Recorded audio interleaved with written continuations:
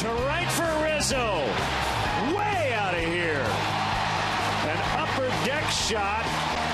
It's 4-0. Greg with a 1-1. Fly ball to left. How about a 2-game winning streak? Soriano the catch. Cubs win.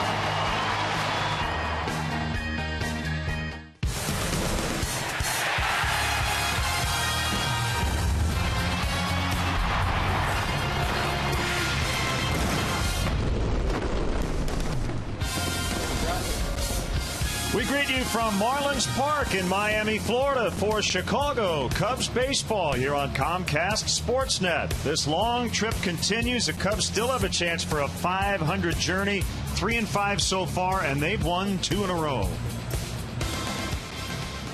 Hi again, everyone. Jim DeShays, Len Casper, the roof open once again. It's been just glorious weather-wise, and the Cubs have enjoyed their stay here, winning the first 2 games. And Anthony Rizzo coming home with the game of the year last night. Yeah, Anthony, 2 home runs, driving in all 4 of the Cubs' runs in front of a lot of family and friends here in South Florida. Nice to see him get it done against left-handers. He's been wearing out left-handed pitching this year. It was a big concern coming into the season, having it just a little over 200 against them last year. But he's got an OPS up over 1,000. Last year he had 4 home runs total against Southpaws. This one right here is the 3rd time he's taken a lefty deep this year. So Rizzo showing some signs of busting out. And I think it's also a good sign that Dale Swaim actually was asked today, when Matt Garza comes back, where do you put him in the rotation? That means the starters are really good. Yeah, well, Travis Wood, Carlos Villanueva, Jeff Samardzija have been rock solid all year long. And now Scott Feldman last night joining the party was really good. You take a look at the rotation over the last 7 starts. They've pitched to a 2.44 ERA, so they've been able to make limited runs hold up. These last 2 games here in Miami, just 4 runs. Their win in Cincinnati, the Cubs only scored 4 runs, but the starting pitching has been outstanding. Here's the matchup tonight. It is the aforementioned Travis Wood, and it'll be right-hander Alex Sanabia for the Fish. Sanabia, kind of a finesse right-hander, 2-2 with an ERA above 5. He's pitched into some tough luck. Travis Wood has just been outstanding. 4 starts, only 1-1, but that 2.08 ERA, one of the best in the National League. So we're ready to go. It is game 3 of this 4-game set. Travis Wood, 4 starts, 4 quality starts. He'll try to make it 5 straight to start the season when we come back.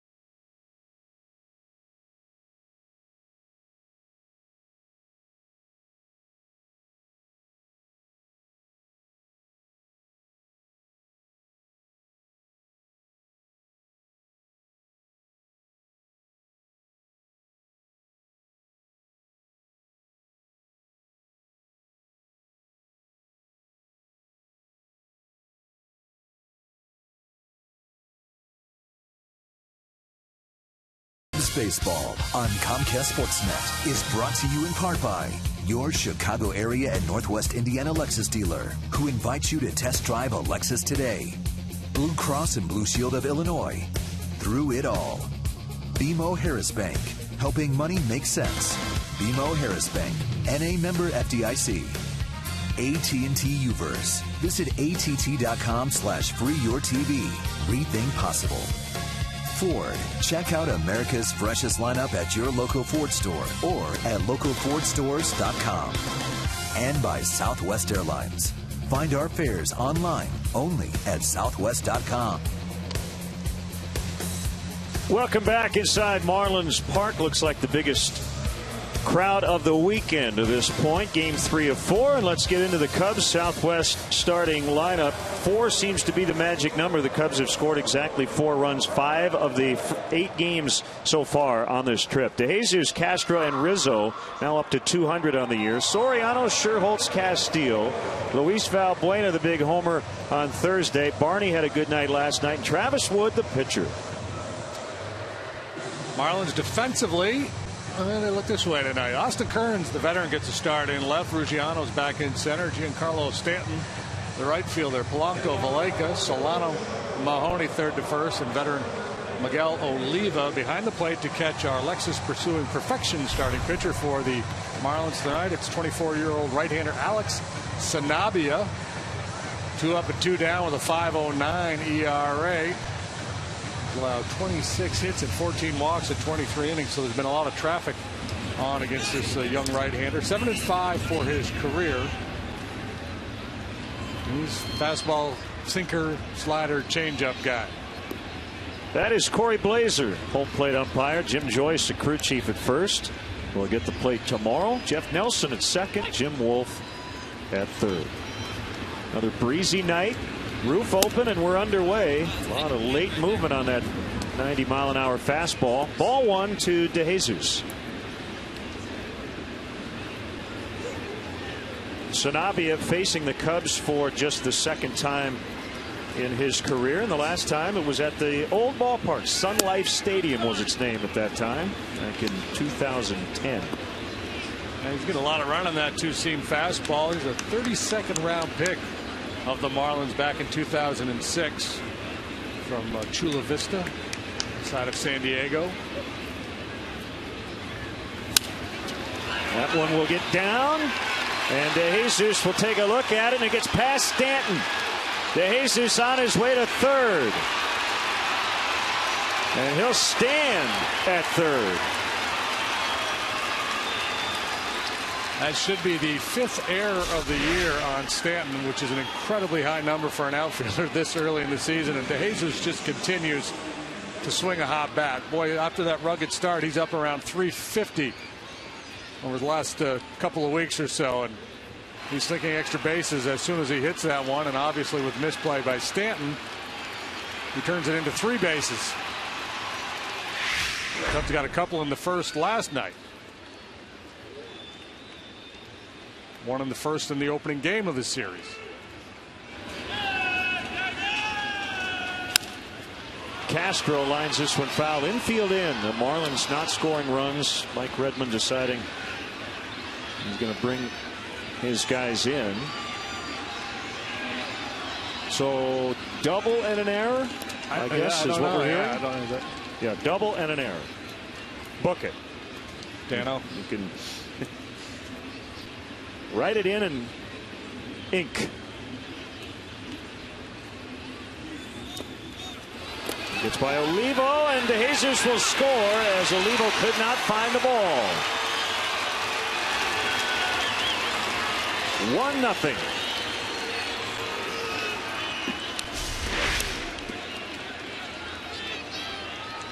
Slider down in the dirt. It almost looked like Oliva got crossed up by that pitch, but why would you get crossed up with a man on third and not second? DeJesus, little hitch and go. Oliva couldn't find it, and he was able to trot on home. So just like that, 1-0 as Castro pops it up. Foul ground, not much room over there, and a good effort by Mahoney, but he was trying to battle a fan over there. Well, we've seen this before. Yeah, well, obviously, if it's in the stands, there's no interference, and it clearly was in the stands. And it was a Marlins fan. I think he would have caught it. Yeah. Well, clearly, the problem is lack of communication, because he needed to call that guy off. I don't think he was saying anything. Well, he didn't know his name. That's the hard part. I guess just say I got it, right? They'll get another chance. And this one, he catches. How about that? Wow. If at first you don't succeed, hope they hit it in a little bit different area. This fan's much more accommodating. Oh, there's a the Cub fan. Let him catch it. Come on, Cub fan.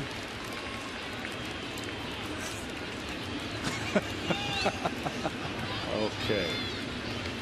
Interesting sequence. Now Anthony Rizzo. And he drives one down into the left field corner on the first pitch. It is foul. Just foul.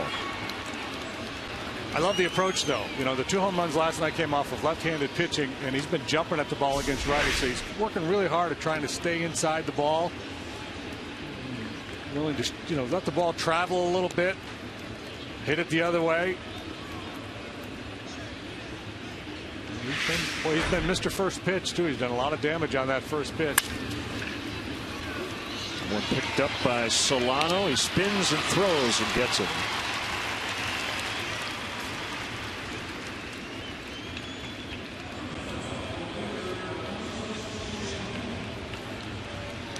So with 2 outs, it's Soriano.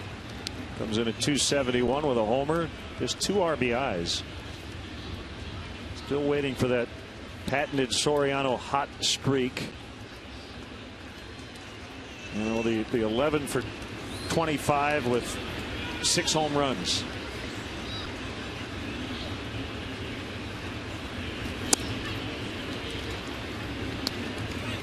One ball, no strikes.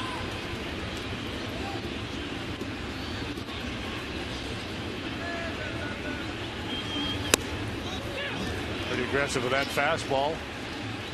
91 miles an hour. He's kind of 89 to 91.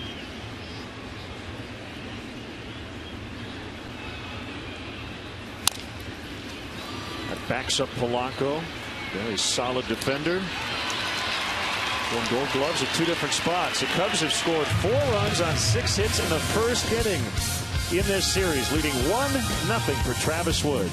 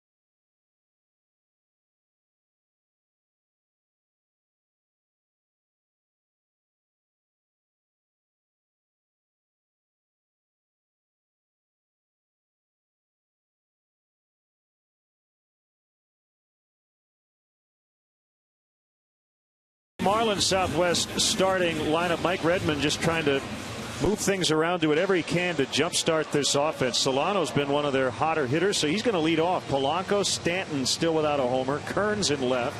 Ruggiano in center. Joe Mahoney, the first baseman, homered for the first time in his career last night.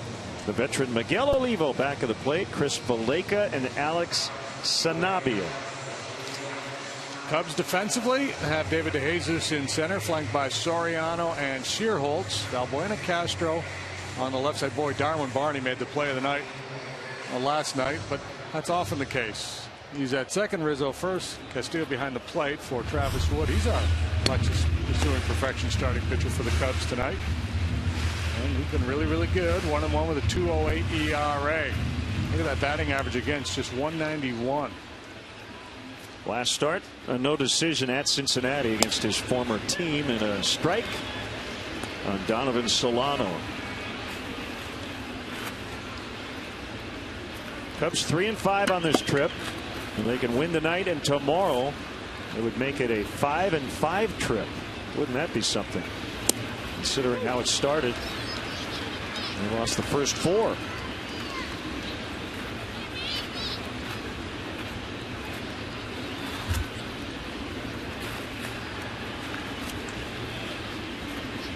Castillo sets up shop on that outside corner.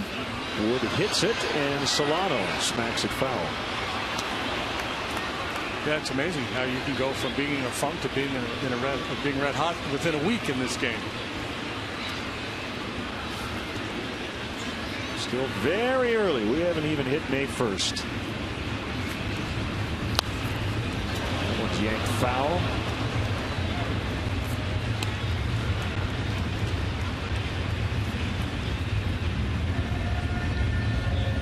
Travis relies heavily on that cut fastball in on the hands of the right-handed hitters.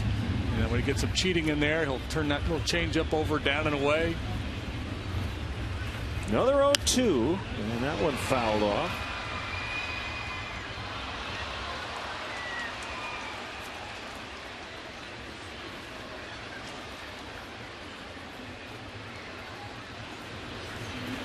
Polanco and then Stanton here for the Marlins in the first inning.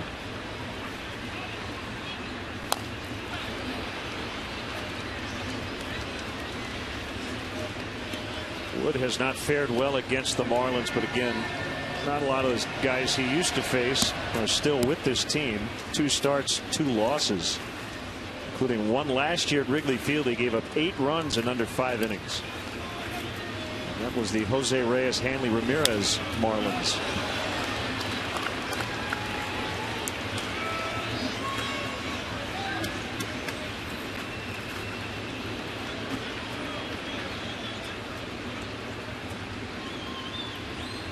Good battle here. There are only 1, 2, 3, 4 current Marlins who have ever faced Travis Wood. They're all in the lineup tonight. Kearns, Polanco, Ruggiano, and Stanton. And nobody's had more than 5 ABs against him.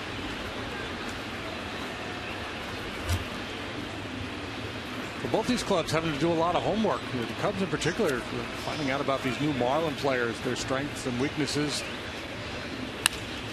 Sharply hit grounder right to Castro. So that 9-pitch battle goes to Travis Wood.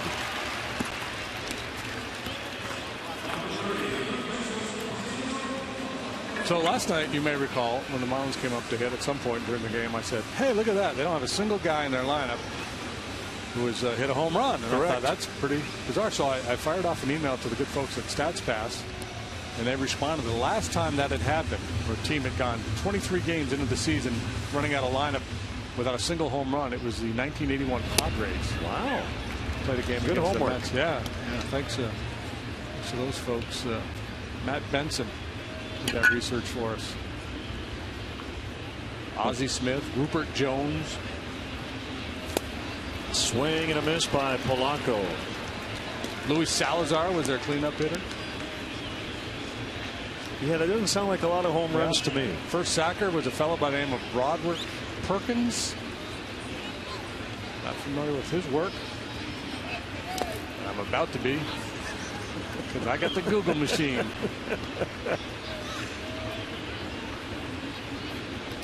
It's the first time he's missed the strike zone.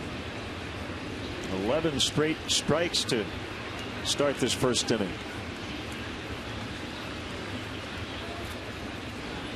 And the 1-2 to Polanco, and he rolls it to Valbuena.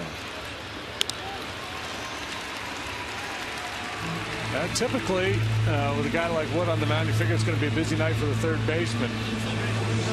One, he'll get some guys to roll over on that changeup away. Some right-handed hitters will be rolling over on that thing and pulling it to the left side, and then the cutter in if they're able to get the bat head out in front a little bit.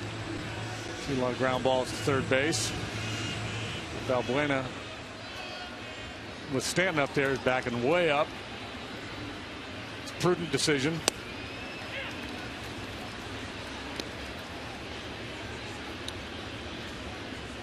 If it weren't for the long throw, he'd probably be about 10 feet into the grass and left. Is there a guy who hits the ball harder in all of baseball consistently than this guy? Even the outs he makes. Nobody comes to mind.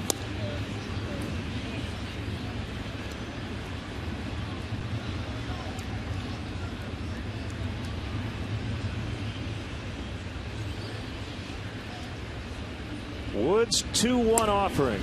Now 3 balls and a strike. Travis is from Bryan, Arkansas, inside of Little Rock. Cubs got him from the Reds 2 days before Christmas in 2011. Mike Stanton crushing one over the pole for a home run, his first of the year. That ball was massacred. As if to prove the point about hitting the ball hard. Stanton unloads. I think that cleared that video screen. Oh, trying to throw a backdoor cutter, and it didn't stay in the back door. It left the back door. Yeah, it just ran right into his swing. And the big fella unloads. Let's see. Wow. Ford home run replay over his name on the board in left.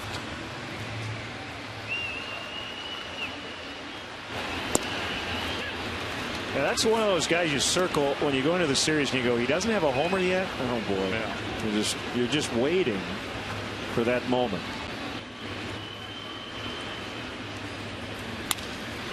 Kearns lifts into left center.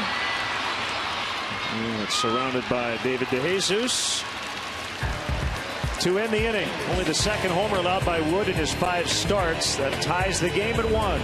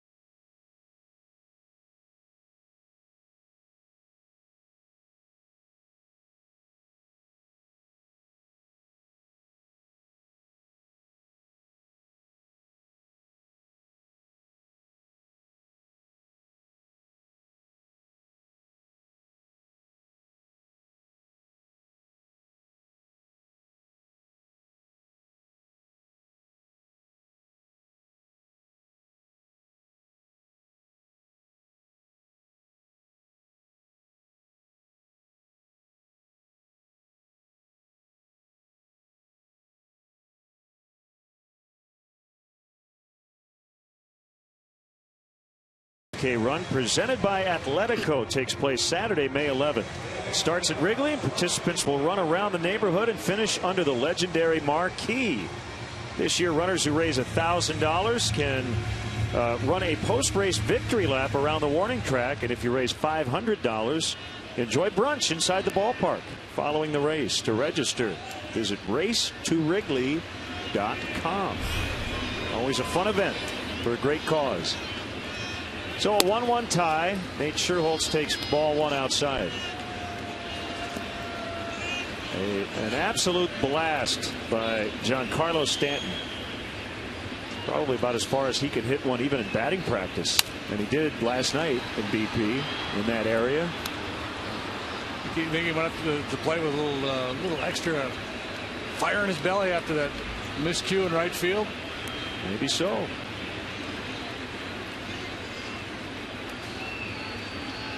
Sherholtz had 2 hits, a double, and a game-tying homer in Game 1 of this series.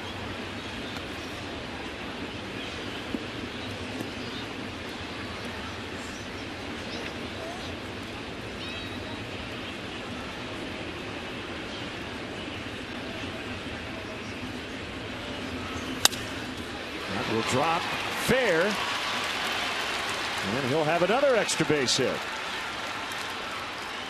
That's a leadoff double.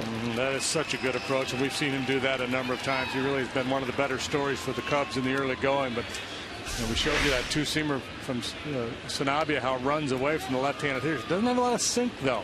Stays on plane.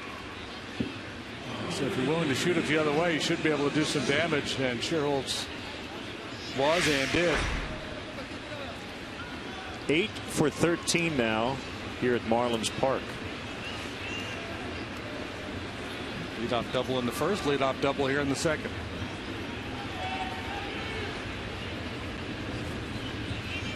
Castillo takes low for a ball.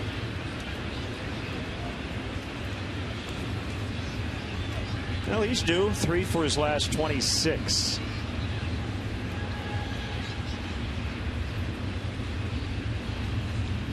Sanabia is offering. Fly ball center. Sherholtz back to tag, but he won't be able to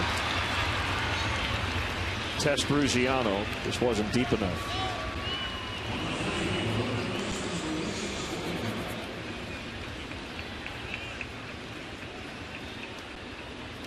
Castillo's hits the balls hard during that down stretch you referred to. Just hasn't had a lot of luck. Also had one miserable game where he punched out 4 times.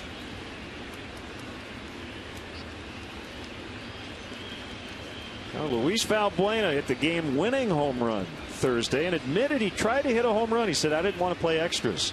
How about that? Yeah, the Cubs had 2 extra inning games in Cincy, and he just took the game into his own hands. I love that he admitted he tried to hit a home run. Most guys don't admit that, and when they do, they usually don't hit one.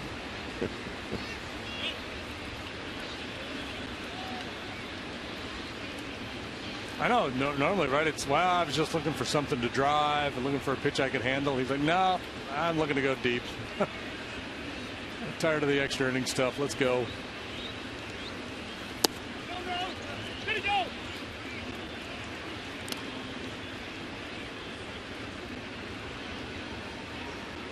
I mentioned Sanabia from San Diego area.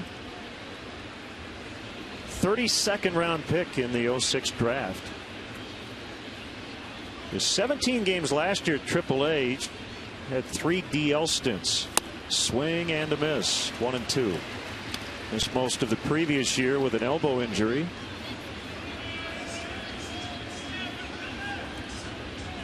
Whew.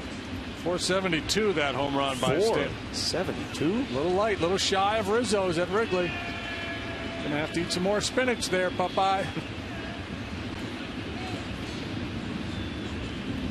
Now, who hit one 480? Was it Todd Frazier? Todd Frazier. Yeah, the game winner the other night. That's right. Frazier's on the gold medal stand right now. If the Olympic event is longest home runs, unless there's been another one. Well, Frazier, Rizzo, and Stanton. The other thing is, these are just estimated distances, and Stanton's wasn't really coming down. It looked like it was ready to jump into another orbit.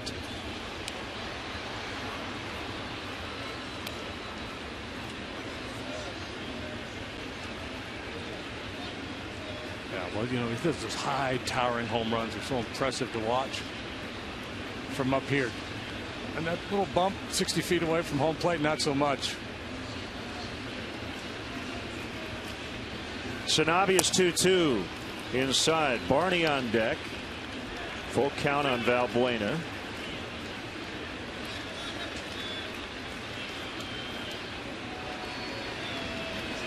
Valbuena's done a nice job. He's got the 5th highest slugging average among National League third basemen. And that'll go up, base hit in the center. Sherholtz around third. He will score without a throw as the ball got out of the glove of Ruggiano. So the Cubs get that run right back, leading 2-1. We talked last night at the start of the ball game about how home run dependent the Cubs have been this year. They've scored a higher percentage of their runs off home runs than any team in baseball. So nice to see him cashing in here, these doubles. Runners in scoring position stat has really not been good. What, 140 something they're hitting with runners in scoring position for the season? 147 going into the game tonight. You all right? Well, I thought I had a bird about to land on my head. It was a napkin blowing around. I was marking my scorebook and this thing fluttered in front of me and I thought it was a bird. Flat out panic mode.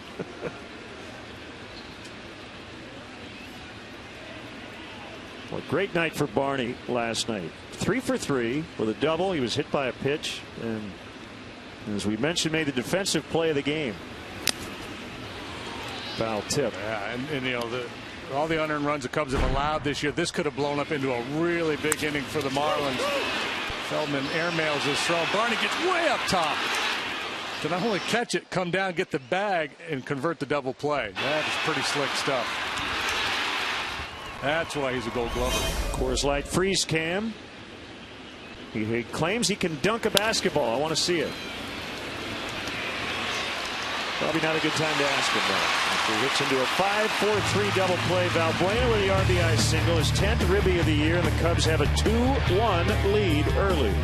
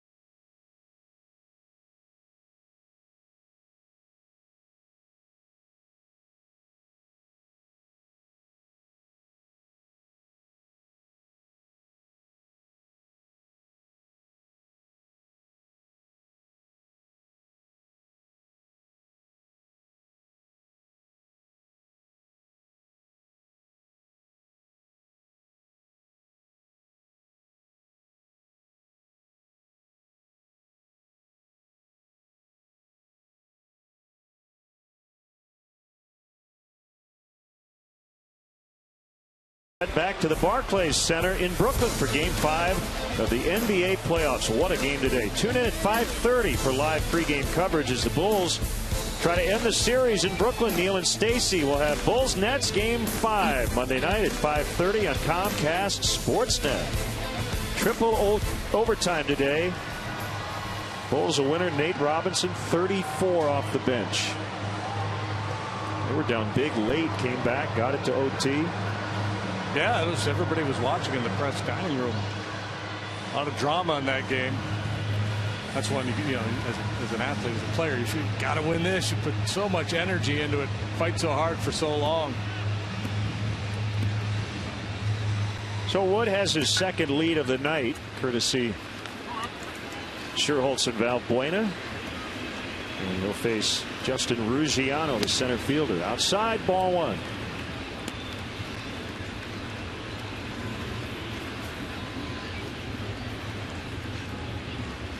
Marlins with the worst record in baseball, 5-18. Off the end of the bat and rolled to Darwin Barney. When Travis Wood was coming up through the Reds organization, it was regarded as having the best changeup in their system. various points along the way, different minor leagues he was in. He's considered the top changeup artist and control pitcher. And that's what we've seen, that good cutter, changeup, moving the ball east and west, both sides of the plate.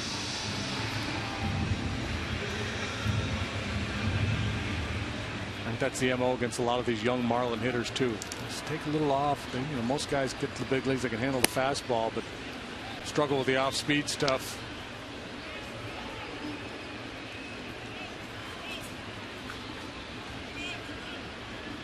Mahoney with his first career homer last night. 1-1.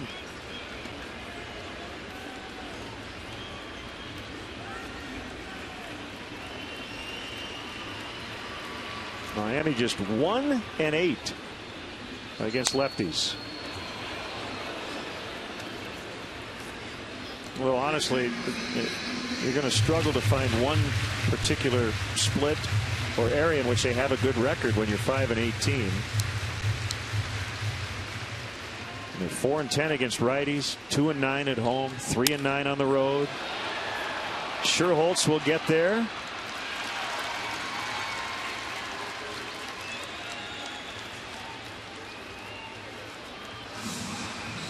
They're talking about rebuilding before the game. You're coming from Houston, and the Cubs looking toward their future while trying to win games now. The Marlins back in a rebuild, and in theory everybody gets on board, but once the games start, and especially when it comes to the coaching staff, you know, Mike Redmond takes over this team and kind of knew what he was getting into, but he's being paid to win games. Yeah, and you always, you know, I think baseball people generally, not all of them, are optimistic. You know, for the most part, most of these got a lot of good things have happened to them in their lives. Playing in the big leagues, they're making a lot of money. So they tend to be optimistic. Like, yeah, you know, we're a little undermanned, but we could do this. We're going to out hustle them. We're going to outsmart them. We're going to out this. And so far, they haven't really been able to do any of that.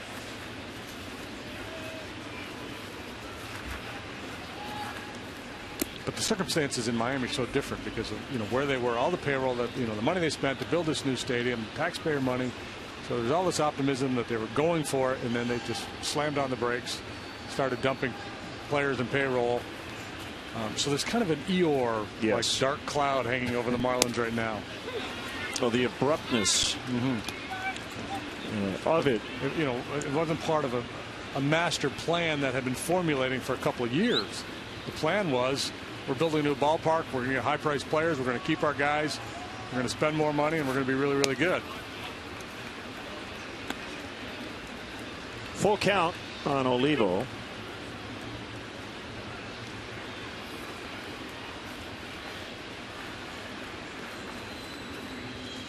And a payoff delivery. Well hit to left, and that one will get out in a big-time hurry. So we're on a pace here to be 9-9 at the end of regulation. Each team with a run every half inning. And the Marlins are just, you talk about the different categories in which they've struggled. The home run department is just woeful. They had 7 home runs on the year coming into play tonight, and only 1 in this ballpark prior to last night's game. So Mahoney hit one last night. Now Stanton and Oliva with a couple of 2-out solo home runs. Looked like a very similar pitch to Olivo that he threw to Stanton.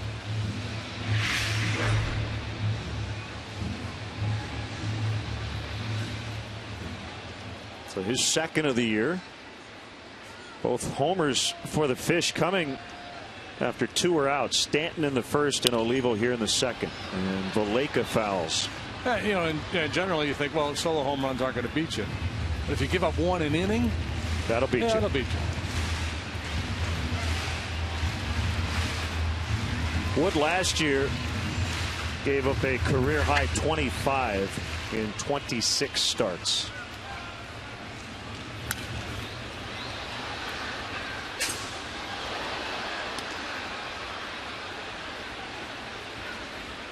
It's a lot like the 2-seam fastball that Sanabia throws away to lefties. Travis with his cutter, you know, he's got to either bury it hard in on their hands or back door and get it over that outside edge. The one that runs to the middle of the plate is a very dangerous pitch. Yeah. Swing and a miss to end the inning. Olivo going deep.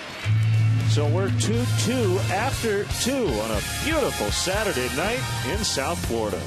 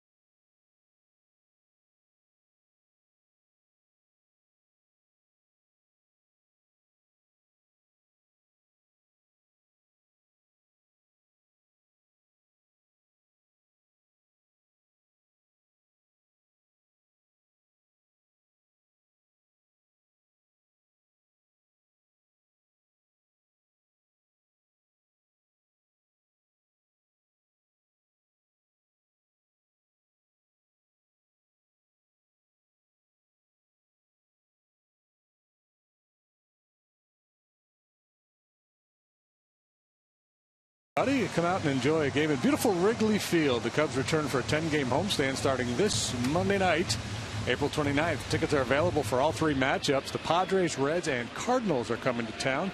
And don't forget those tickets in the Budweiser bleachers. To purchase tickets, visit Cubs.com. 2-2.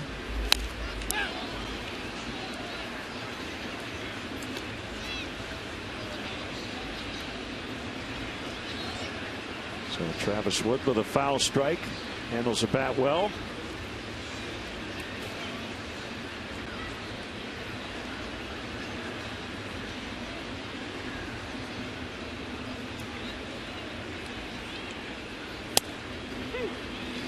Two. We heard Corey Blazer make that call.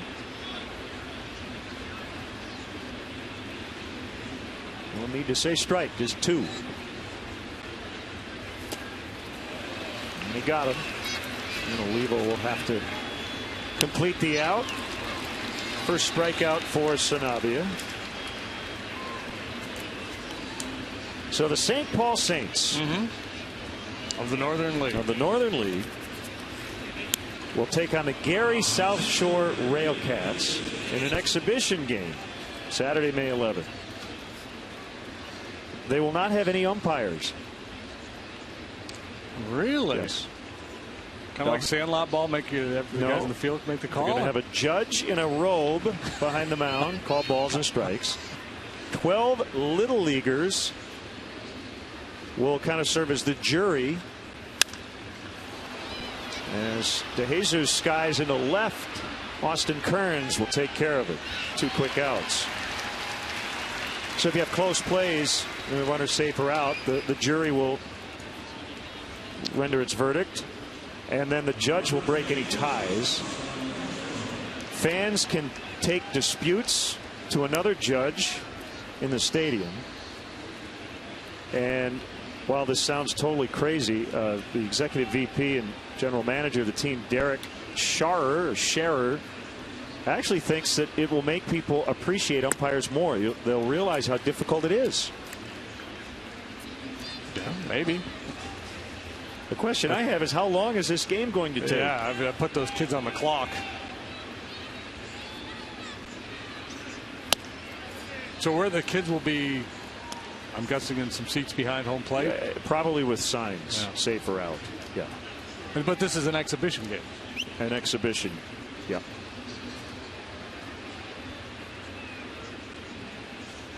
because you never know in those independent leagues what they might try to get away with. It would be the soccer equivalent of the friendly.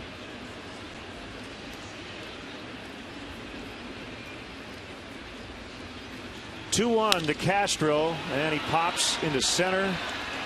And it'll be Ruggiano as the Cubs go 1-2-3. For the first time, they don't score for the first time as well. 2-2.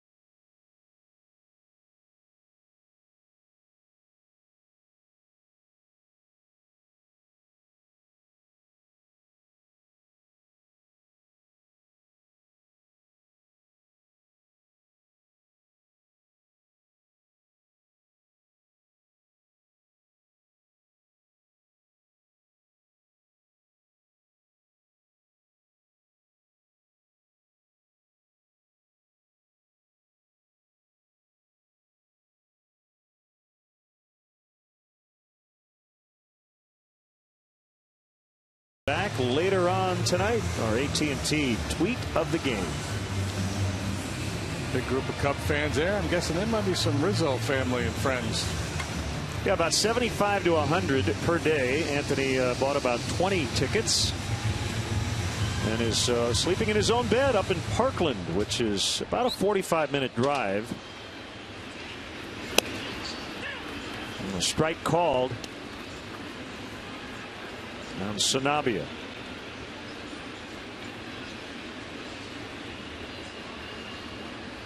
Wood's next pitch. Good one. Yeah. I mean, obviously, great fun for a young guy to come back and play near his hometown in the big leagues. But there's a lot of challenges that go with that too, because you got to be careful to get your rest. And yeah, your routine gets messed with. Yeah. You want to be accommodating to people and see friends and see family and go to lunch and do whatever you need to do. But he'll be ready to get out of town, I bet. I bet most guys, if you ask them privately if they like playing in their hometown as a visiting player, would say no for that reason. Because they are creatures of habit.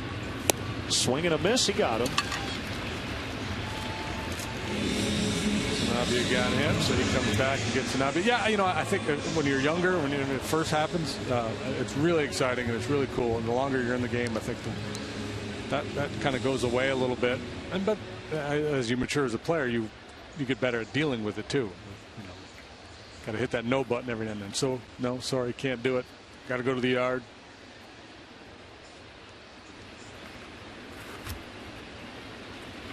Second time through, Solano grounded out his first time up, and he takes a strike.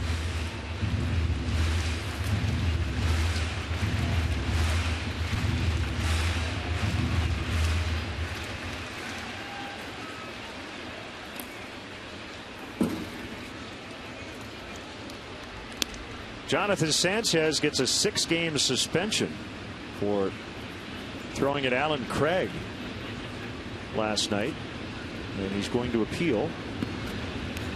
He got kicked out of that game. So did his manager, Clint Hurdle. Nice backhand stab by Rizzo, and he'll get it to Wood in plenty of time. Jay Bell, the Pirates hitting coach, also got tossed later on in the 5th inning. Feisty Pirates group last night.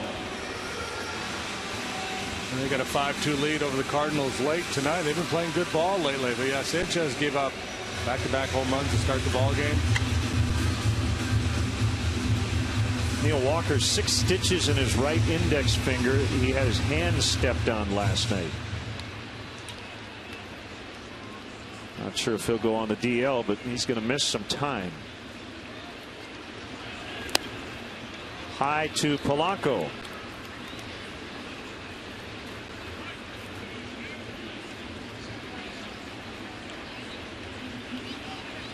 Two Gold Gloves at second, one as a third baseman. He was the ALCS MVP with Detroit in '06, has won a Silver Slugger, 2-time All-Star. He's built a very impressive big league resume. High average hitter who rarely strikes out. He's always been among the toughest to strike out in the league.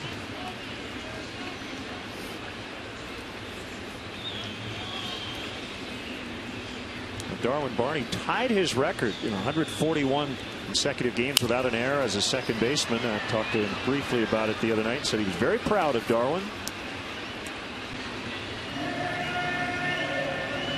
Really respects how he goes about his business on defense.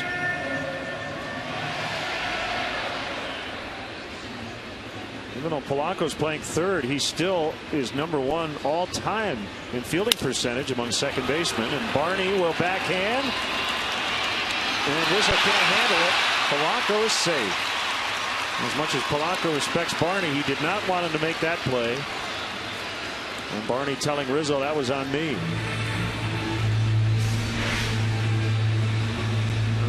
Looks like Travis Wood redirects this ball a little bit from shallow center field. Barney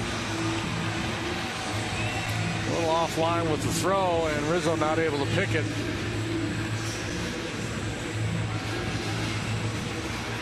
That tough in between hop from first baseman, short hop pretty easy, big long hop that comes up waist high. That's fairly easy. That one there, kind of a tweener, tough ball to pick. They have scored a single.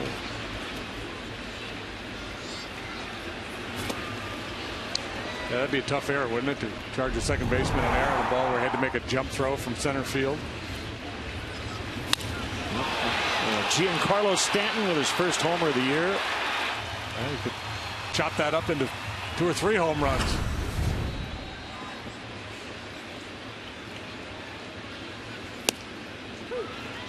That's that pitch you were talking about earlier, the cutter that catches the outside corner, but it can't catch too much of the plate. Yeah, if you get around that pitch a little bit, and it's going to run too much over the plate, got to reset your sights. Now they're going to go off the plate in. Boy, that looked like a good pitch. It missed. It didn't miss by much.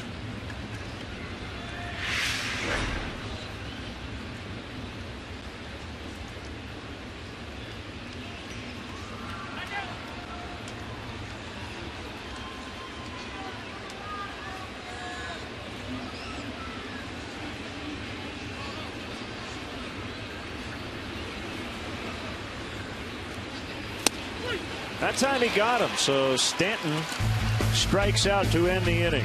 We'll head to the 4th. Cubs 2, Marlins 2.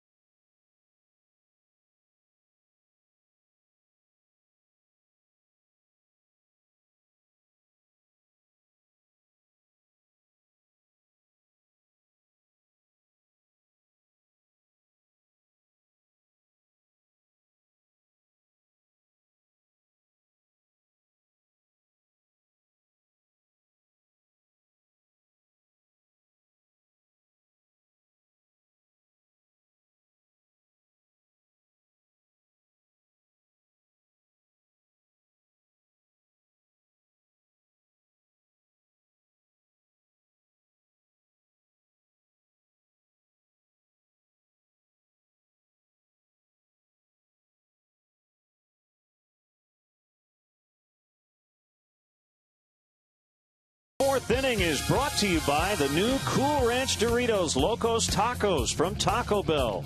Live Moss. Weather has been picture perfect all weekend, and the Cubs trying to win their third in a row as Rizzo leads off and swings and misses on a change. Menard's big lumber stat. Anthony Rizzo now a club record for a left-handed hitter, 8 homers in the month of April. The all-time record, regardless of righty-lefty in April, is currently held by the guy on deck. Alfonso Soriano hit 10 homers in April of 2011.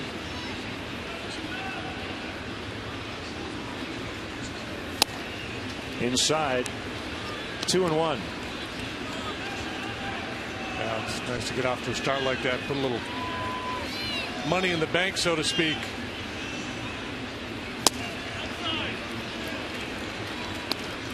Three and one.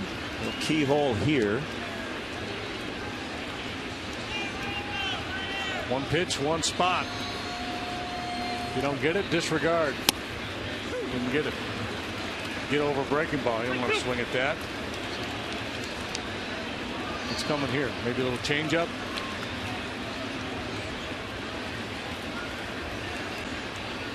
Nope. On the breaking ball.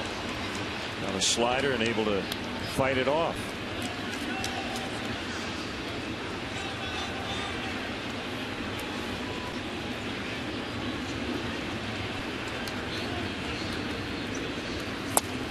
And he draws the leadoff walk.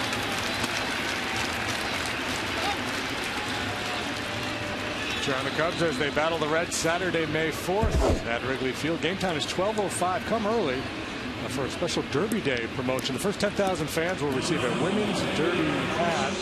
Compliments of MasterCard. For more information or to purchase tickets, visit Cubs.com.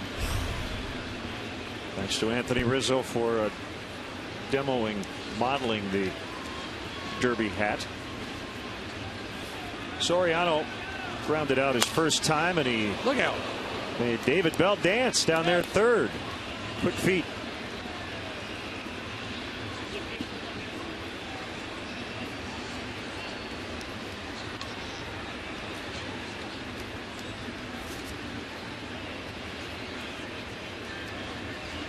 So Soriano, as I said, 2 years ago hit 10 homers in April. Last year hit 0.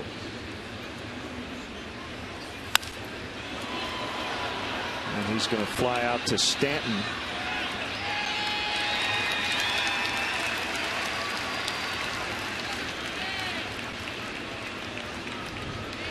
We'll bring up Sherholtz, who doubled and scored in the second.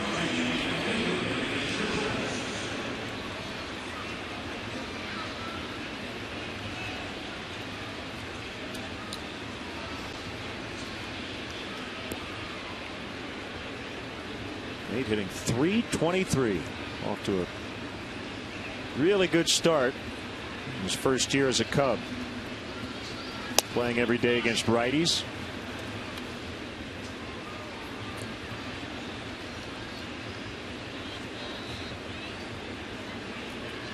So he hit that two-seamer away down the left field line for an extra base hit. I'm guessing they're going to try to work him in a little bit in this sequence.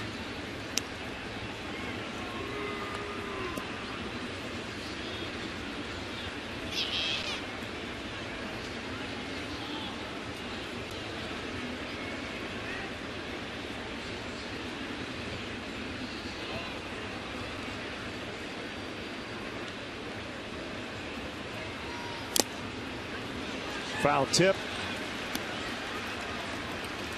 1 ball, 1 strike. It's a very even-keeled guy. Talk about highs and lows in this game. We haven't really seen him show either. He just stays right in the middle. You like having guys like that on your team.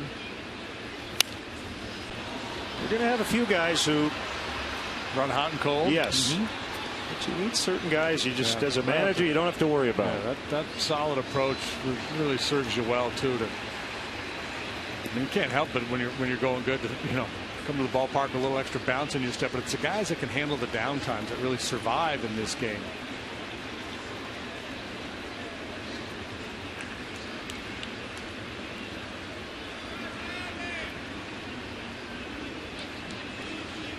Long pause by Sanabia, short leg kick, and on a hop, Valleca will feed Solano, and that will end the inning. 6-4-3 double play will take us to the bottom of the fourth. Austin Kearns will lead off. It's 2-2.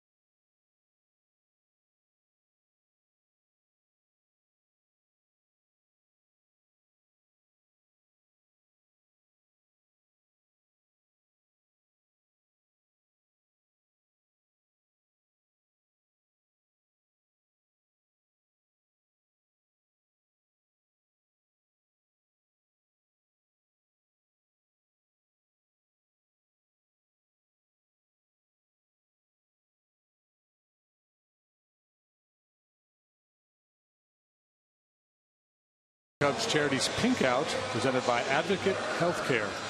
In an effort to celebrate survivors and raise breast cancer awareness, we encourage all fans to wear pink to the game. All fans in the Budweiser bleachers will receive this unique pink cup hat pictured there. You'll get that as you come through the gates. For more information or to purchase your Budweiser bleacher tickets, visit Cubs.com. It'll be fun. You'll be able to wear that hat around town. Bottom of the fourth. Travis Wood has not allowed more than 2 earned runs in any of his starts. This is his 5th of the year, so he stays true to form. That's it for the Marlins. 2 solo home runs. Or if they stay true to form, because they're averaging a little over 2 runs a game. If you were the gambling sort, you might have taken the under on this one. I don't know what the over-under was, but the way he's been pitching and their inability to score. 19 times out of their 23 games they've been held to 3 runs or less. 14 of those times 2 runs or less. They're not the only ones. Runs are down. A lot of shutouts in baseball this year. Kearns with a fly to left. Soriano starting to run out of room. And he caught it. What a catch right up against the fence in front of that Clevelander. It's so hard to read the wind in this ballpark. We've had a lot of conversations with Dale and others down on the field level about what it feels like, how it plays down there. We feel it blowing in on us each and every night. It's a little calmer here tonight, but this ball carried a lot better than I thought. I thought it got in on Kearns a little bit. You tell by the way he got out of the box, he was relatively optimistic that he had an extra base hit. And Soriano, after a little twist and a turn and then ultimately a leap, puts it away. JD, that's not a ball he would have caught 2 years ago. He did not, and admitted it, did not like going back up against the wall, especially at Wrigley Field, but his work with Dave McKay last year seemed to change everything. That was a really nice grab by a veteran.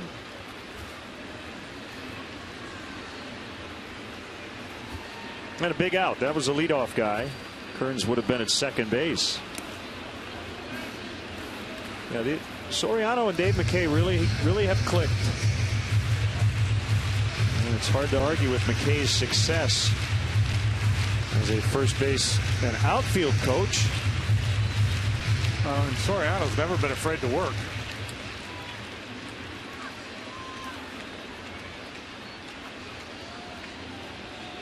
The 2-1 to Ruggiano is a strike called on the outer third.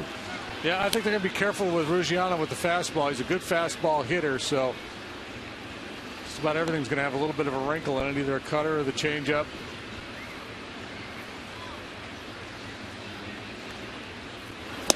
There's a good fastball right there. Oh, strike 3. It's very similar to the approach he had with Stanton. Essentially using the fastball as a changeup because they show him the off-speed stuff and the cutter, and then boom, the heater.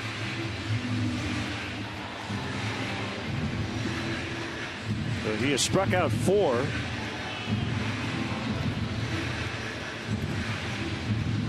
And it's Mahoney with 2 outs.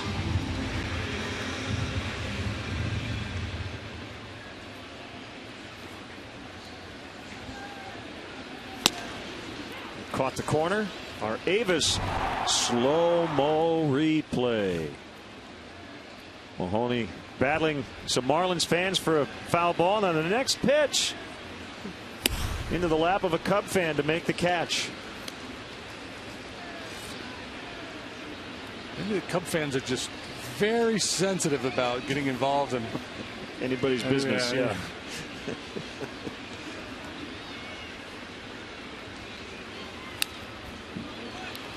Look out back there. Well, most fans want a souvenir, so they're going to reach for it.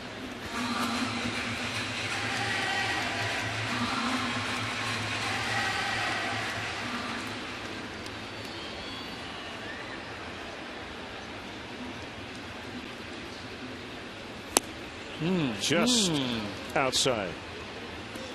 A little something on it too. 93 miles an hour.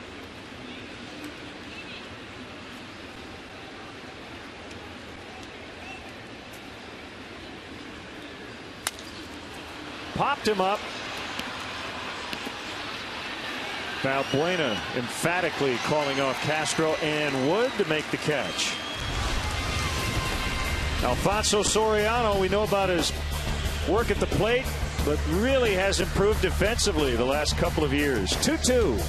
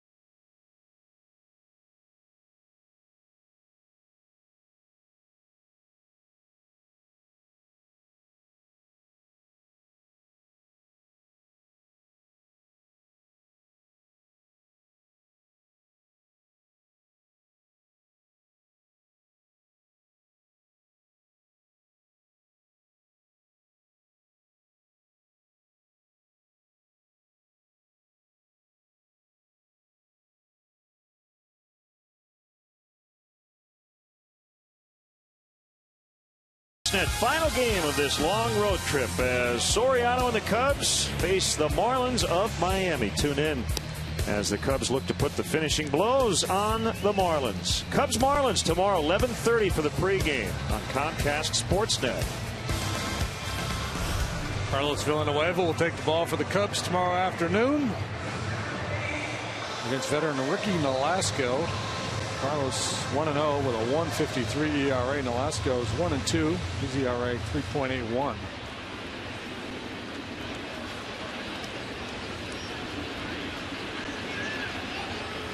Castillo, Valbuena, and Barney against Sanabria.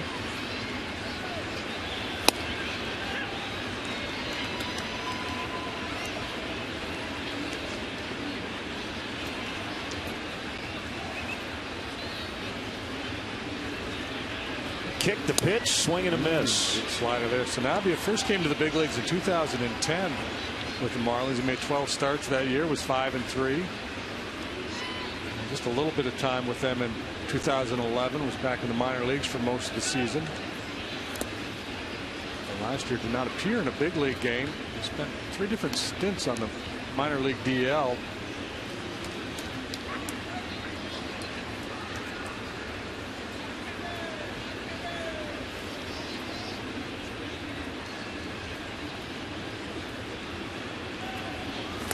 He got him. Just his second punch out.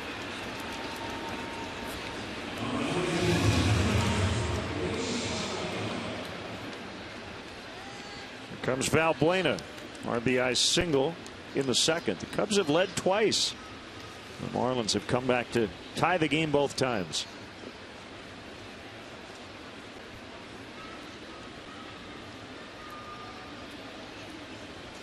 Nice piece on Cubs.com on Luis Valbuena by Kerry Muscat back in spring training. His background and his family. His mom Nelly goes to all of his winter league games in Venezuela, but she has never seen him play in person in the States. She does watch every game on TV. And we hope she's watching tonight. Yeah. Not afraid to critique his performance either. She's a former local Little League president.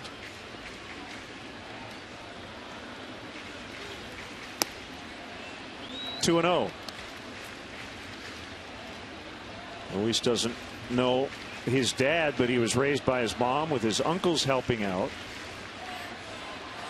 Grew up as a catcher, a pitcher, a shortstop, and eventually signed with the Mariners in 2002 with assistance from his older brother, who was working for the Mariners and got Luis into their Venezuelan academy. And for the most part, he's played second base.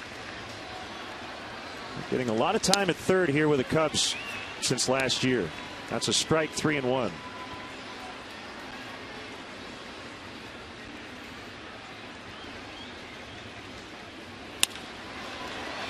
And he floats that one down the right field line. Stanton over to get it.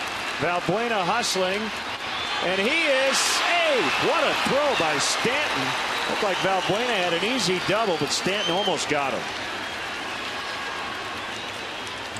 That was a heck of a throw by Stanton. We've seen him show off the power, and you know he's got a big arm. But not only is this a strong throw, but it's right on the money. He gathers himself after a little stumble. And that's from deep in the corner. And Valbuena with a head first slide, able to beat it. Yeah. Make no assumptions when you're going to challenge the arm of Giancarlo Stanton. We talked about his slugging average. He's holding up his end of the deal. I mean, he's not the prototypical slugging third baseman, but so far this year he's been quite productive. 3 doubles for the Cubs. Mom's got to like that. She's got to like that hustle. Barney pops it up on the infield, and Mahoney will make the catch.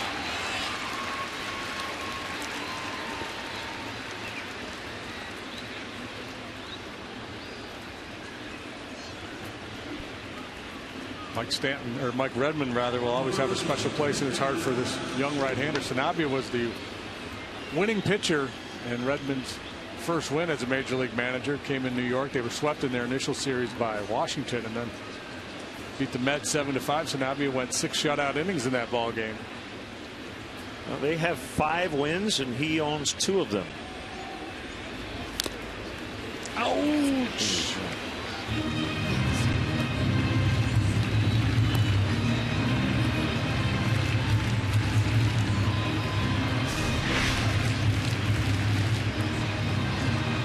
Oh, wow. That hurts just looking at it.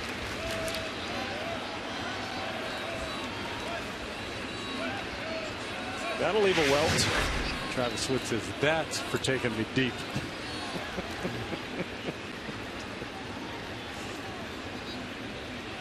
Hey, man, you okay? I don't care. I don't care if you're okay or not. Ooh, Travis trying to bunt. Just extend the inning and let DeJesus knock in the go-ahead run.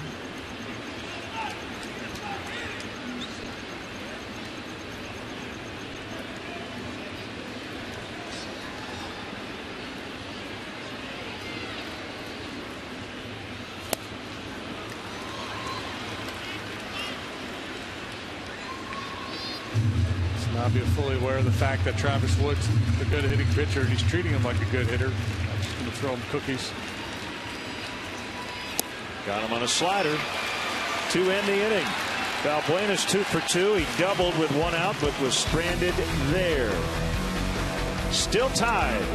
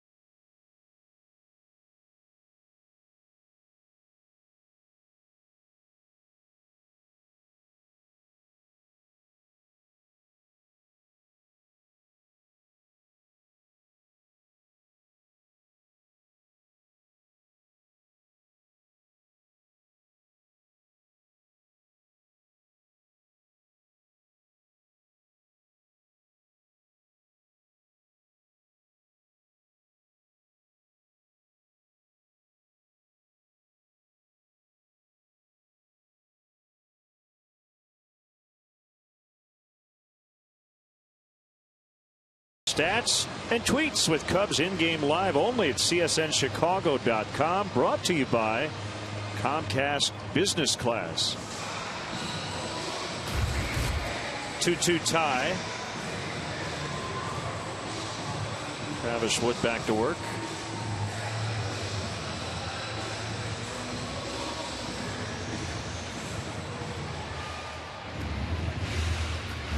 He has not walked anybody.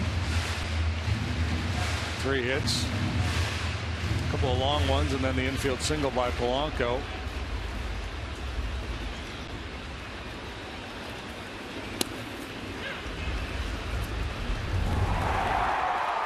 That's what Oliva did back in the 2nd inning. That might have been a changeup. Initially, I thought cut fastball, but that might have been a changeup that drifted in on him a little bit.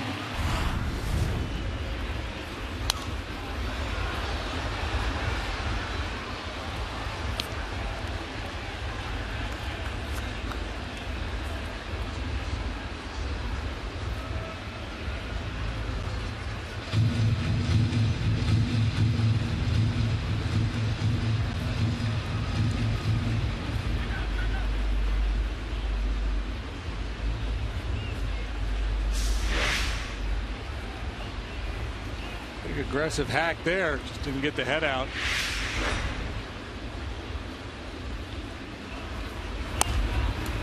Back to Wood, nice play. And he gets the out. Does all the little things, holds runners, swings the bat, fields his position. Finishes square to home plate in a good fielding position. By the way, the St. Paul Saints are in the American Association, no longer the Northern League. Oh, really? Yeah. Got a lot of tweets to that effect. But that's an independent league. Yeah. Right. It's not the. For years, there was a minor league American Association. Yep. It doesn't exist anymore. Our tweeters jumping all over us for that one. Thank you for correcting us. Chris Valleca fouls. Sioux Falls Canaries, Winnipeg Gold Eyes, Fargo Moorhead Redhawks. Mentioned the team in Gary. The Wichita Wingnuts are in that league. Yeah. The Laredo Lemurs. The Lemurs, right? Yeah. You've seen a lemur, right? It's it's kind of like a rodent-like type creature. Yeah. Isn't there a show about lemurs on the Animal Planet? Yes. Man, I gotta think of the name. Lemur World or something. Valleca grounds out. Yep. My 12-year-old will be upset with me if I don't get it right, because that's a show we used to watch all the time.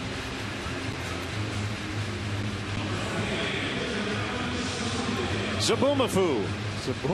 That's it. And the animated show, Madagascar, right?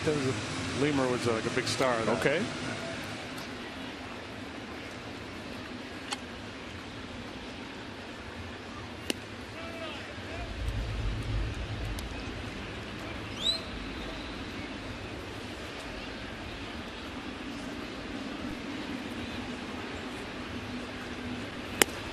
High to Sanabia. It's 2-0.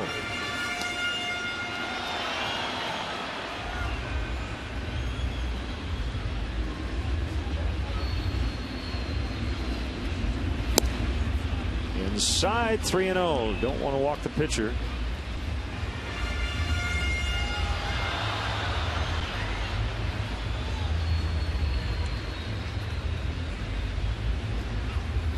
There he did. Isn't that ironic? Had walked him. I don't think he had many 3-ball counts prior to that confrontation. A little brain cramp with 2 outs. Got the opposing pitcher up there. Concentration just wavers a little bit. Kind of mentally putting yourself back in the dugout. 75 pitches for Travis Wood. Only 25 have missed the strike zone, but he walked the pitcher on 4 straight. In his defense, I would argue that 2-0 pitch was a pretty good looking pitch, but beside the point. Yeah, he hasn't had to make many pitches from the stretch tonight. First 2 base runners circled the bases. Polanco singled with 2 outs. And Stanton struck out, so that sequence for Stanton was from the stretch, but that's been it.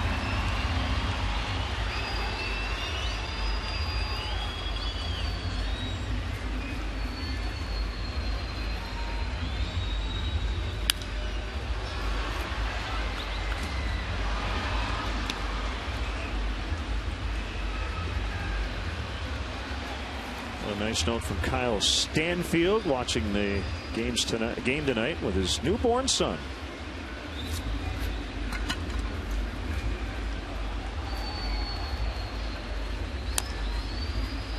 It's going to rest right in the left-handed batter's box. Castillo pounced on it, but it was foul.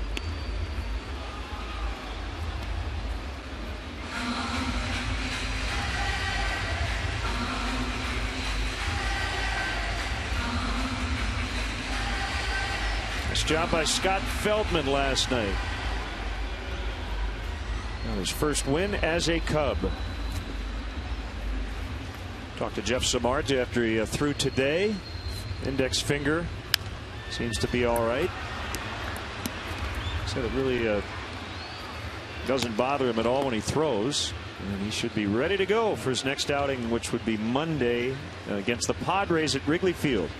Yeah, that doesn't bother him throwing. I think his only concern is if it were to open up again and start bleeding, you have to deal with it all over again.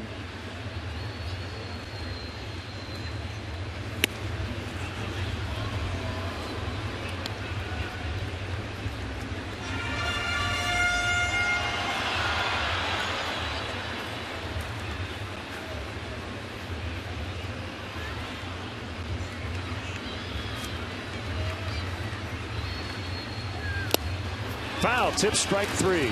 So after walking the pitcher, Wood picks up his 5th strikeout to end the 5th. We'll go to the 6th. It's 2-2.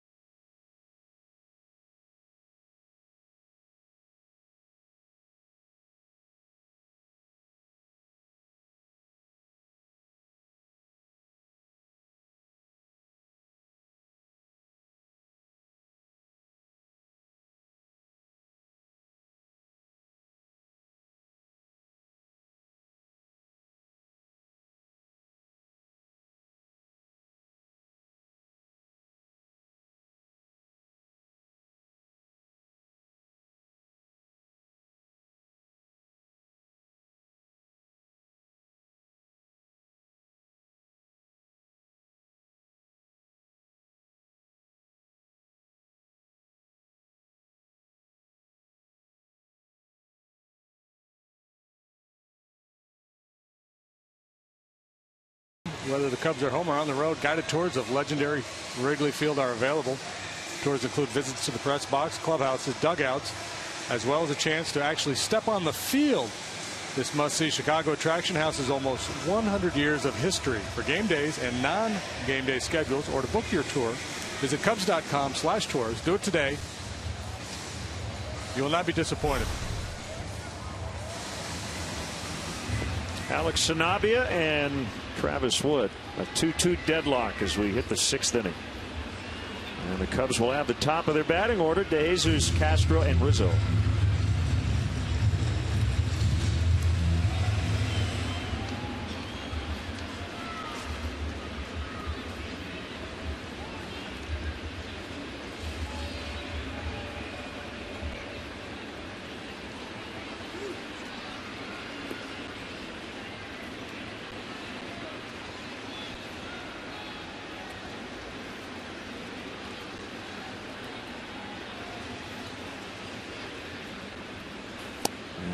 Changeup at 84, feathered in there for a strike.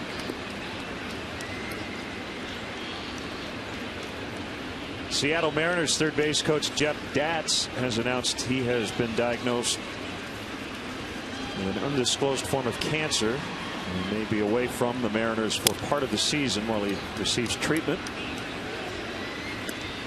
Certainly wish Big Daddy well. He's a great guy. 53 years old, third season with the Mariners.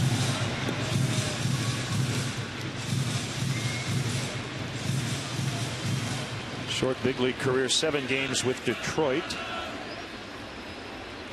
1989, he was a catcher. Ground ball to Solano, shuffling over to his right.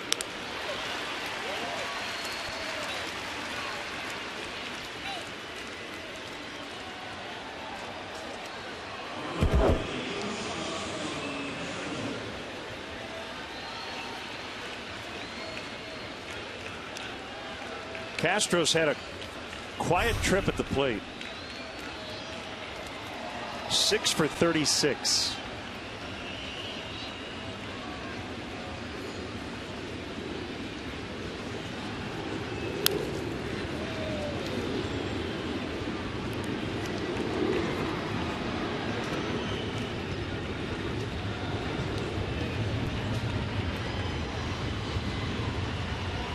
.258 now the average. See the on base percentage at .280. The guy just doesn't walk much, so he's got to hit for a high average, and typically does. I was talking with Juan Pierre the other night. I said, hey, how'd you like playing for Charlie Manuel in Philadelphia? I said, I liked him a lot. Old school. I said, which is good for me. Juan said, the computers don't like me that much. I said, well, they do when you're hitting 300. And as Castro singles into left. Guys who don't walk a lot, they do have to hit for a high average. Yeah, and Pierre steals a bunch of bases, too, so he can do that for you. But right, he is sabermetrically challenged, you might say. Doesn't walk, doesn't hit for power. Still, if you're a good defender, you can steal bases. Still a place for you in the game.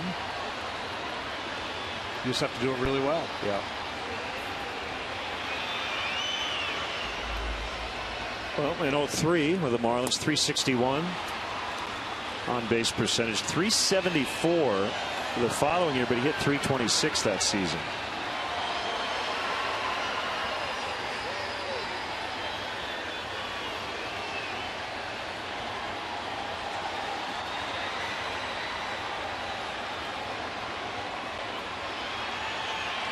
Rizzo swings at a bad one. Slider at his back foot. Yeah, this has been the problem. It's the right-handers breaking balls, changeups. He's been out in front of. Just geared fastball, or a little too impatient. Against the lefties, he's been really working hard to keep that front shoulder closed, staying in, and it's really paid off. And I think you see this a lot with hitters. Opposite-handed guys on the mound, you tend to see the ball a little bit better, so you get a little jumpy sometimes.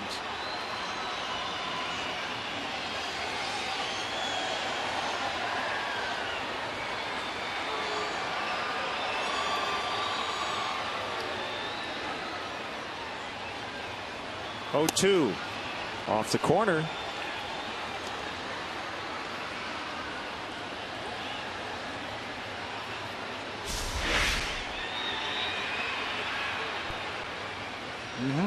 Trying to get him to chase that two-seamer.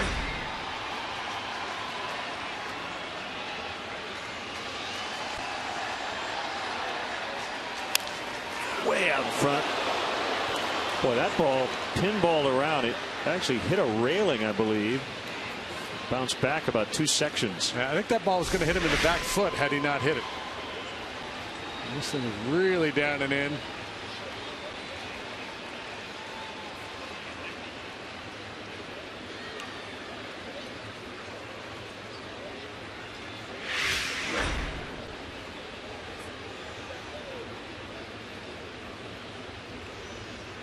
I hope everybody's all right over there.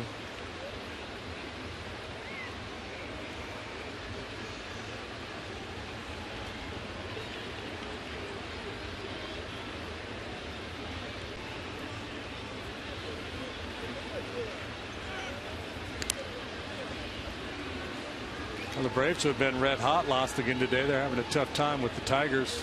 Anibal Sanchez struck out 17 Braves.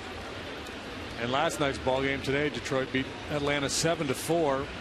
Yeah, Rick Porcello. Justin Upton hit another home run, though. He now has 12. Wow, what a month.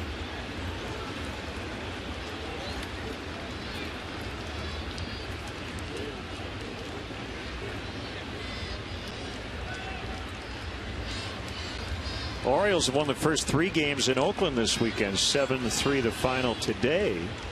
The A's have now dropped 8 of 9. Remember that hot start? Full count, 3-2. Castro at first, 1 out, a 2-2 tie. He's had him swinging at that slider. Let's see if they go back to that well one more time.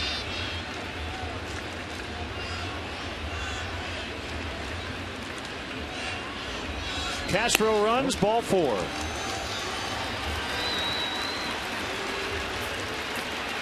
Kind of easy for Anthony there, throwing that changeup way up and away. Easy to lay off of that one, but second time he has walked in this game.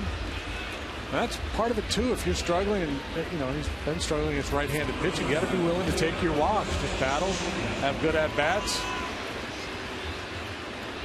1 for 3 with a walk's not a bad day. 1 out of 3 draw a walk, drive in a run. You do that a whole bunch of times, you're going to make a lot of money in this game.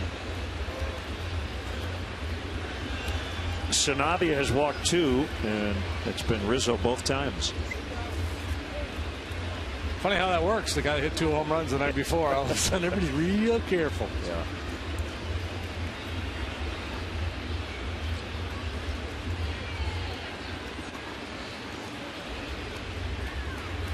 So you decide who you're going to challenge. You did not want to give in to Rizzo there, 3-2, so it provides an opportunity for Soriano.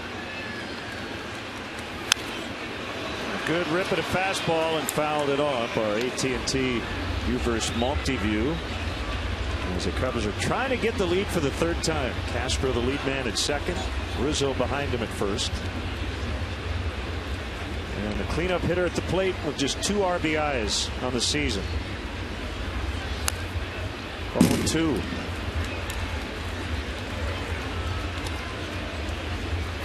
How about Travis Hafner, 3-run homer and a go-ahead triple. And the Yankees beat the Blue Jays 5-4, sending the Jays to their 16th loss. 9-16. Swing and a miss. So Soriano, a 3-pitch at bat, strikes out.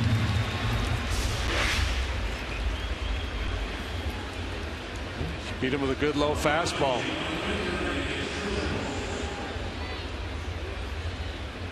Did Sabathia win that game for the Yankees? I believe he did. I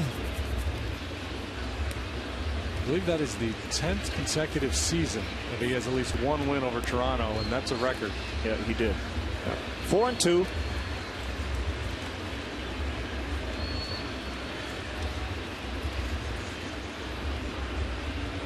Mariano Rivera got a day off, so Jabba Chamberlain got his first save in 3 years.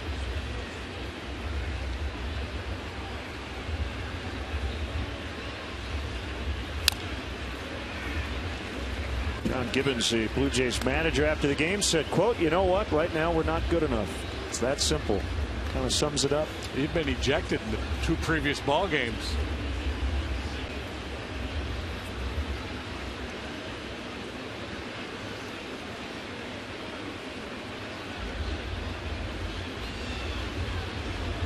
Sanabi is 0-1. It's high. I'll get back to our conversation last time Nate Scherholtz was at the plate, talking about how even-keeled he is.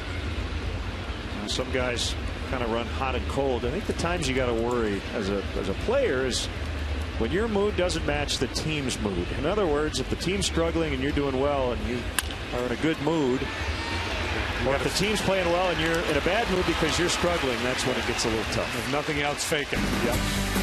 Cubs lead 2. We're tied in the 6th.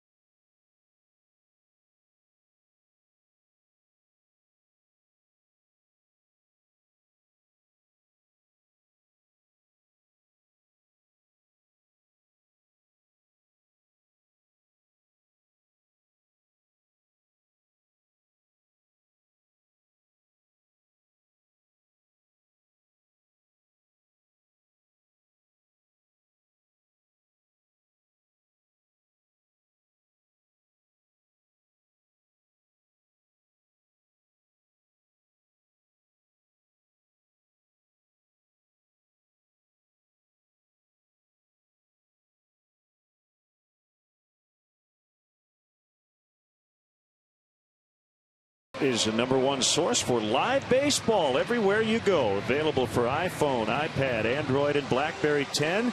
At Bat delivers Cubs baseball with live audio, pitch tracking, stats, news, highlights, and more. Text At Bat to 31826 or visit Cubs.com for details.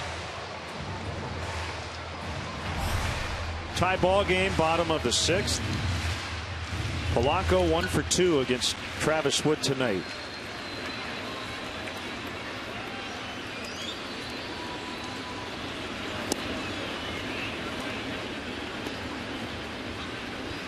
Other finals. Nationals beat the Reds again. 6-3 the final. Bryce Harper hit another home run. His 9th. Harper with 18 RBIs. Nationals team record for the month of April.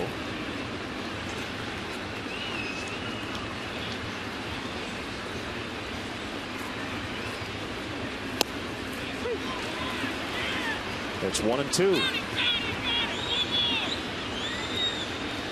Chris Heisey exited early with a strained right hamstring.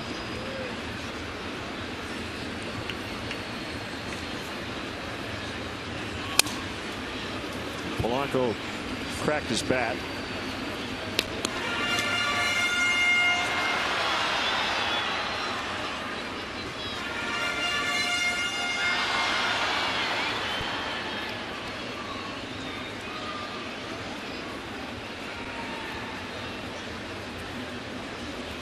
Phillies dumped the Mets 9-4 in New York.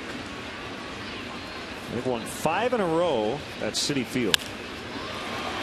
Fly ball right field. It's Scherholtz. First major league win in that game today for the Phillies. Jonathan Pettibone Sean Markham. Markham making his Mets debut. John Buck hit his 8th homer for the Mets. They've lost 5 of their first 8 on this homestand. You see Travis Wood updated. Yeah, well, you know, got to be very comfortable feeling for Dale Swaim right now when he puts that game ball in Travis Wood's locker. It says, hey, you're my guy tonight. He's been so dependable. Just doesn't make mistakes. Really knows how to manage a game. His shortest outing so far was his first 6 innings of 1-hit ball in Pittsburgh.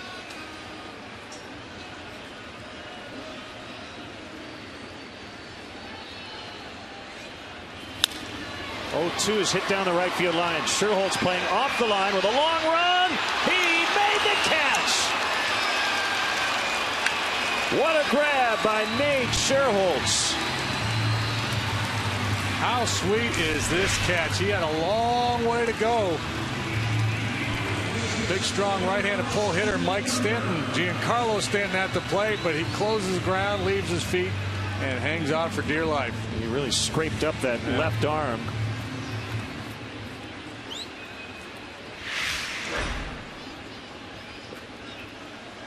Never been any doubts about his ability to play the outfield. Well, 2 excellent catches in the outfield on the corners. Soriano up against the fence off Kearns in the 4th, and then Stanton robbed by Sherholtz here in the 6th. Woods 1-0 pitch. Kearns pops it up. And Castillo will end the inning. That'll take us into the 7th. It's still 2-2.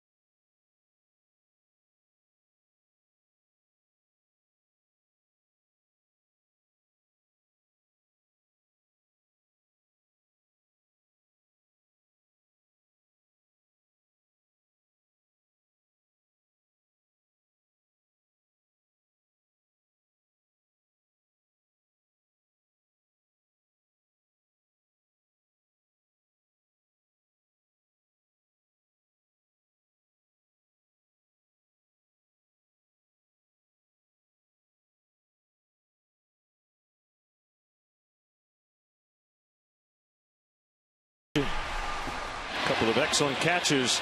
Soriano spinning out in deep left, getting Austin Kearns, and then Nate Sherholtz with a long run to rob Giancarlo Stanton. Yeah, big plays taking away extra base hits in a tie ball game. Those are difference makers. Defense helping out Travis Wood tonight.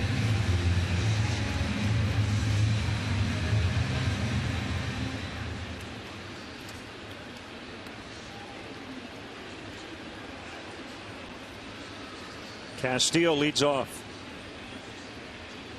So many times the 7th inning is the swinging inning in a ball game because most clubs are pretty well set 8th and 9th inning in terms of shutting you down. Both these clubs have had problems in the bullpen this year. So maybe a little less so in this particular matchup, but still 7th inning, a lot of games decided right here. Starting pitcher still in the game, getting your 3rd look at him, maybe fatiguing a little bit.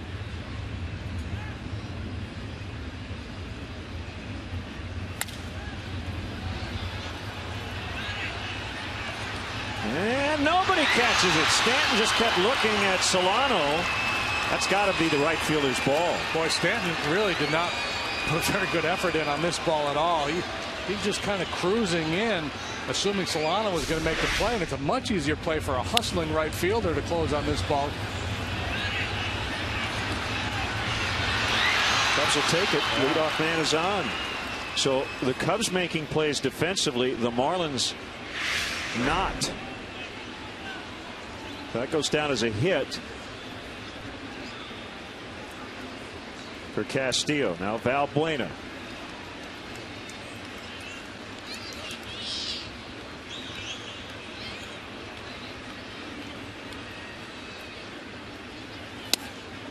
Inside, ball one. Trying to get a little weak contact with that inside fastball. Marlins looking for two. They've turned 2 double plays already tonight.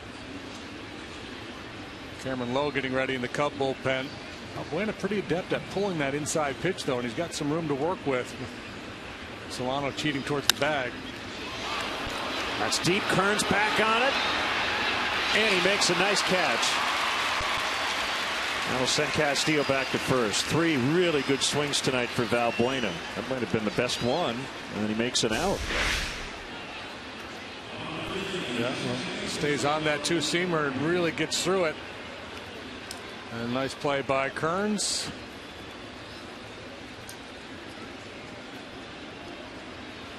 You gotta be kidding me, Austin.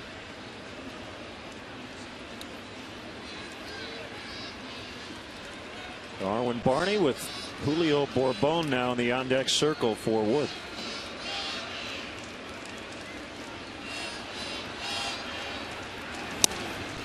Slider called strike.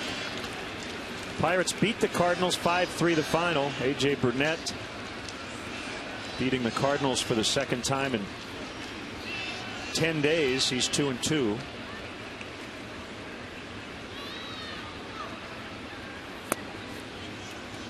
Pirates off to a pretty good start here. They struggled out of the gate, but they've turned it around recently, and of course everybody knows their story. Haven't had a winning season since 1992, and each of the last 2 years it was a given the way they played the first half that they would accomplish it, but in both seasons they cratered. Really faded late. Swing and a miss. It's 1-2. Jake Westbrook pitched well today for the Cardinals. Their starters have the best ERA in the majors, 2.08. Yeah, those youngsters are stepping up. Shelby Miller's been really good for them.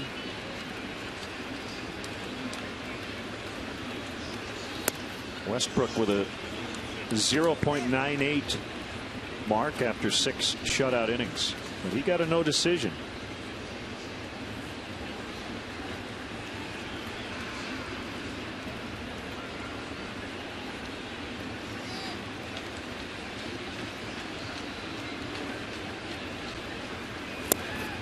It's low. Well, there's a number of starting pitchers that are really dealing, and it's typical early in the year with so much cold weather. Now, coming into play tonight, there were 23 pitchers in the National League with ERAs of 3 or better. I would say last year it was just a handful of guys that finished there.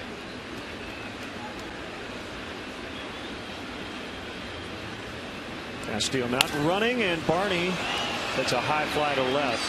Much easier play for Kearns this time. So 2 outs, and it'll be Bourbon to hit for Wood. Another quality start for Travis Wood. He has not allowed more than 2 earned runs in any of his 5 starts. And because of the way he's pitching tonight and the way he's pitched all year long, this is not an easy decision. Remember, he handles the bat pretty well. His night done after 91 pitches, and his updated earned run average 2.25. And with Bourbon announced, here comes Mike Redmond.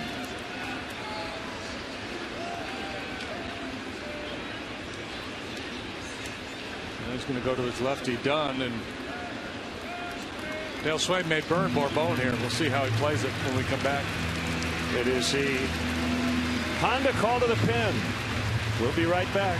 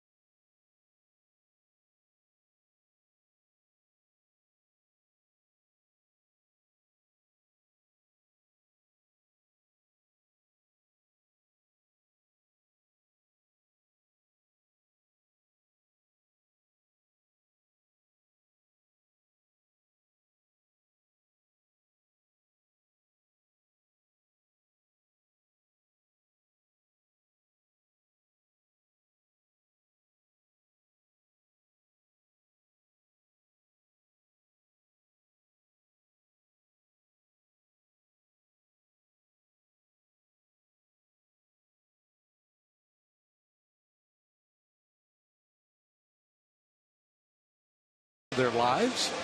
When the Cubs are on the road, host your clients at Wrigley Field with a barbecue on the field or a softball game in the outfield. For more details, call 773-404-4161 or visit Cubs.com/premier. You too could go deep at Wrigley. And it's a Honda call to the pen. Left-hander Mike Dunn. And it looks like Bourbon will take the at-bat off the left-hander. Dunn is 1-0 with a 2.45 ERA. He's the only lefty in the bullpen for the Marlins. And he's got good numbers, 10 hits, 3 walks in 11 innings while striking out 12. You see he's held left-handed batters to a 217 average.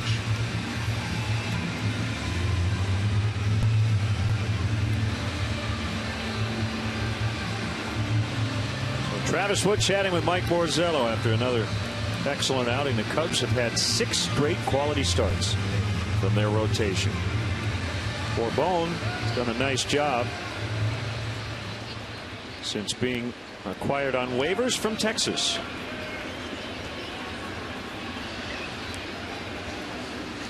He's got Castillo at first, being held on by Mahoney.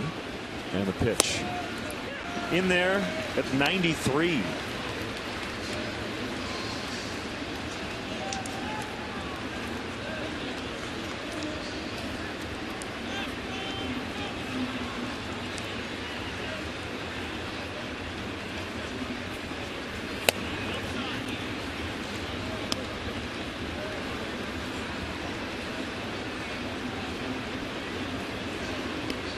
Team with a run in each of the first 2 innings. Nothing since.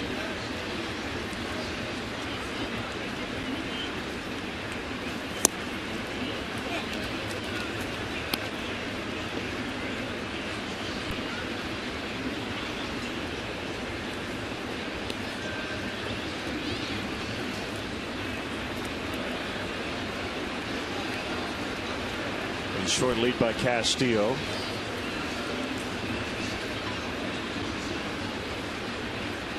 Dunn to the plate.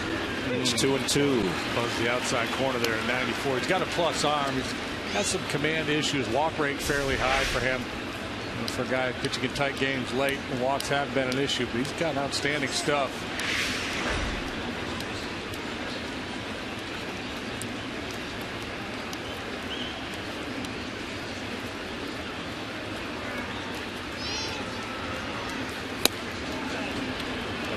Had Castillo been in scoring position, I think Dale would have been willing to burn more ball in there and send up a right-handed pinch hitter.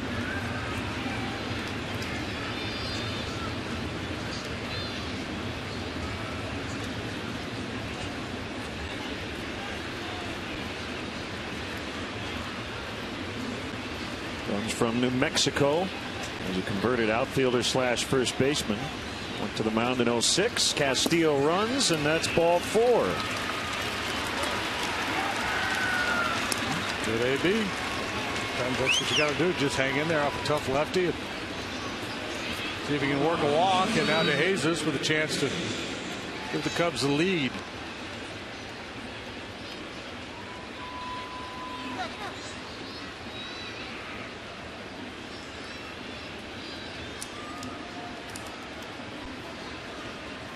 Double to start the game. He ended up at third on the play because of an error by Giancarlo Stanton. And then he would score on a wild pitch.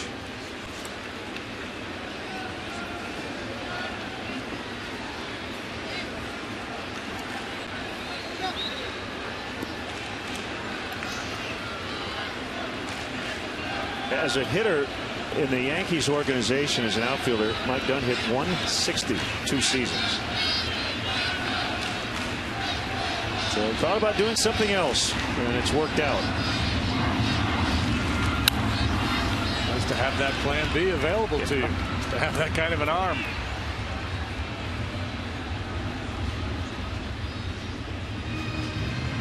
Been a lot of guys that have made that transition. Tim Wakefield is an outfielder with the Pirates. They released him, or were getting ready to. And I can do this. Got this knuckleball thing. He pitched about 20 years in the big leagues. Carlos Marmol, former catcher. 1-1 to DeJesus. Not many go the other way. One notable exception, Babe Ruth. Rick Ankiel. Micah Owings, I think, is trying to make a full-time conversion. He's done a little bit of both. Now 2-1.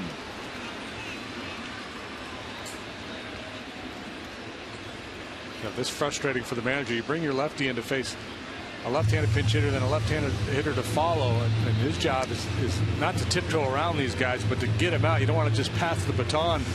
You know, when the right-handed hitter comes up to pass the baton over to the right-handed reliever, so you finish it off. Cubs having good patient at bats off of Dunn.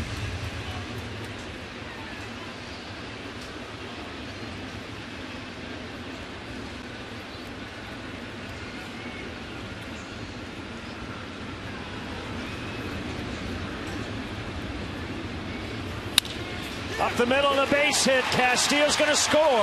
And the Cubs lead 3-2. David DeJesus comes through.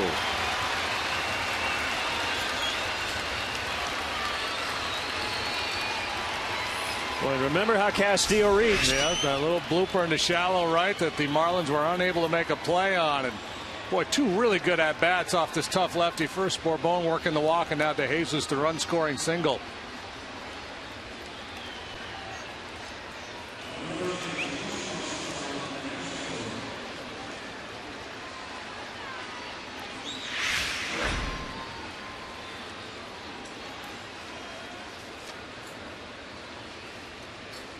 That run charged to Sanabia.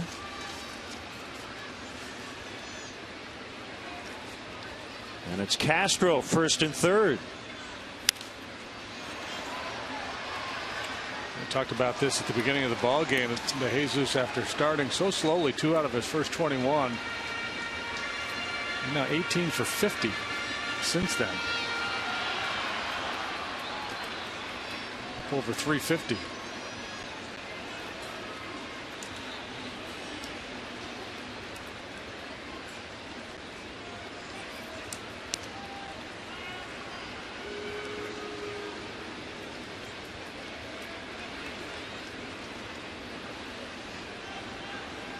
Travis Wood can get the win.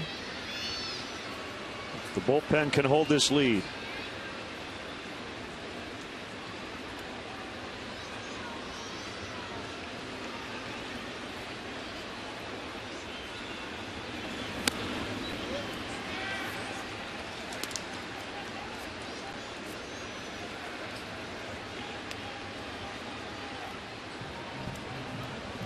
It's like Cameron Lowe is next.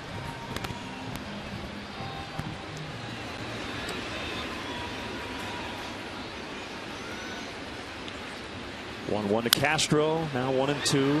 Left-hander Pedro Hernandez got his first big league win. 5 shutout innings as the Twins beat the Rangers 7-2.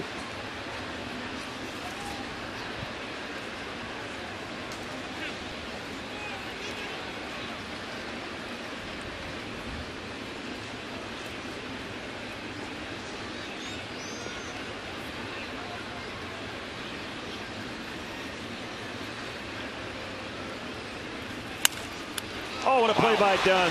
That ball was ticketed for center field, and he gets Castro on an excellent play. However, he gave up the hit to DeJesus. That broke the tie. It's 3-2 in the 7th.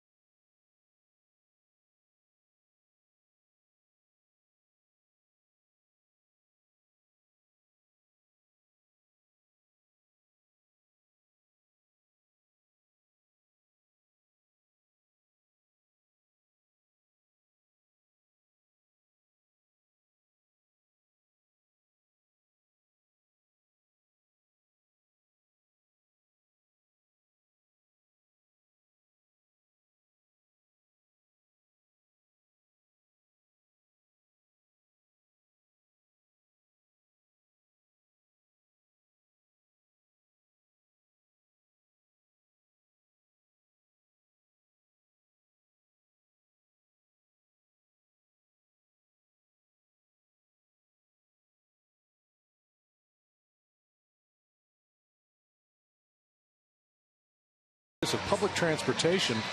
The CTA Red Line stops directly at Wrigley Field at the Addison station. For drivers, the DeVry University offers remote parking and bus service for $6. Or try riding your bike and use the Cubs courtesy bike check sponsored by World Bicycle Relief. That's located on Waveland Avenue near the corner of Clark. For details, visit Cubs.com or call the CTA hotline. A lot of options when you're heading out to Wrigley. Well, Castillo with that bloop single to start it. And then later with 2 outs, DeJesus knocked him home. So the Cubs lead for the 3rd time, and sinker baller Cameron Lowe will pitch for the first time in a week. Yeah, we'll see how sharp he is after the long layoff. His numbers with Seattle, and then since joining the Cubs, just a couple appearances since coming over here. He's 1-1 with an .831. Check that. Facing Ruggiano.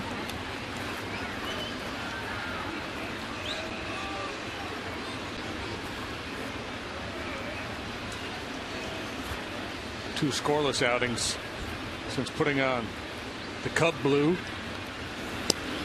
It's his pitch. Where's that? I don't know. That's what he's saying with a double take. He's glaring in there at Corey Blazer, the home plate umpire. It's on the plate for sure. Is it down? I don't think so.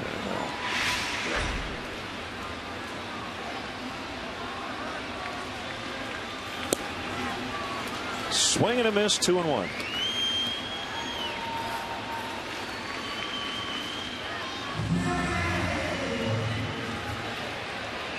Well, here we go again, Len.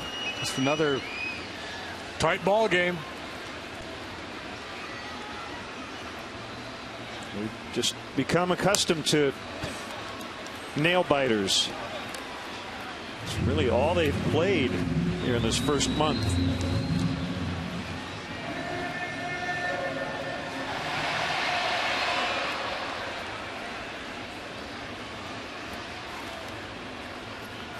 Builds character.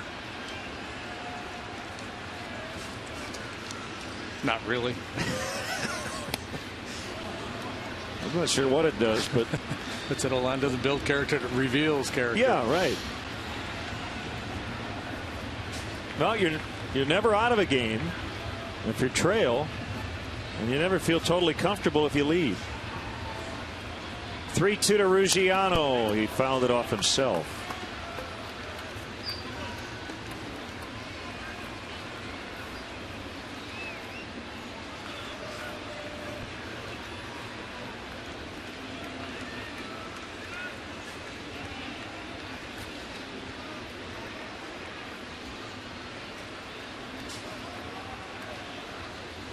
Kick the pitch. Ball 4. Leadoff man is aboard. And Ruggiano showing some discipline laying off that sinker. He likes to swing the bat. He's a pretty aggressive hitter.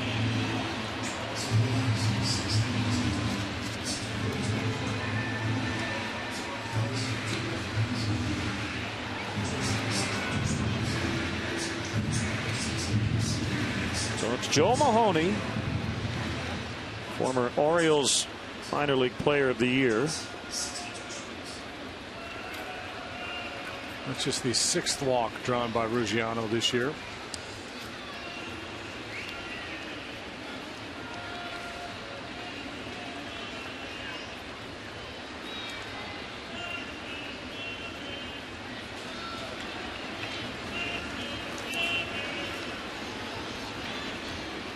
Lowe's pitch. Broken bat roller. Oh, just squirted through. He hit it in a perfect spot. And the Marlins are in business, 2 on with nobody out. First hit for Miami since the 3rd inning, a single by Polanco. That big left-handed hitter with power. Normally you don't see him chopping the ball on the ground the other way. I don't think that was his intention. It just worked out well for him as Castro was cheating a little bit towards the bag to handle the pivot there on a ground ball to the right side. It's Rondon and Russell. Olivo homered in the 2nd. Grounded to the pitcher in the 5th.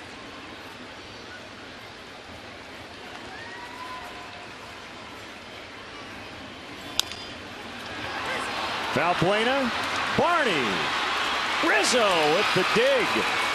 They turn it 5-4-3.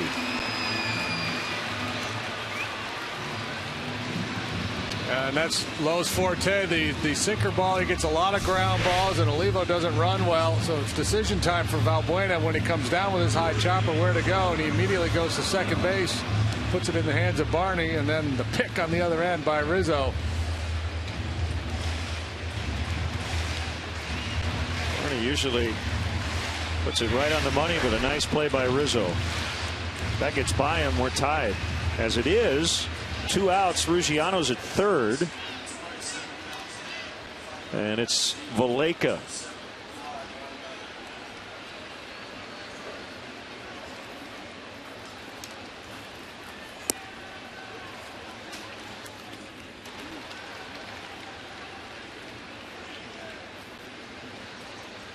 Greg Dobbs is now on deck. If it gets to him, it'll probably be James Russell.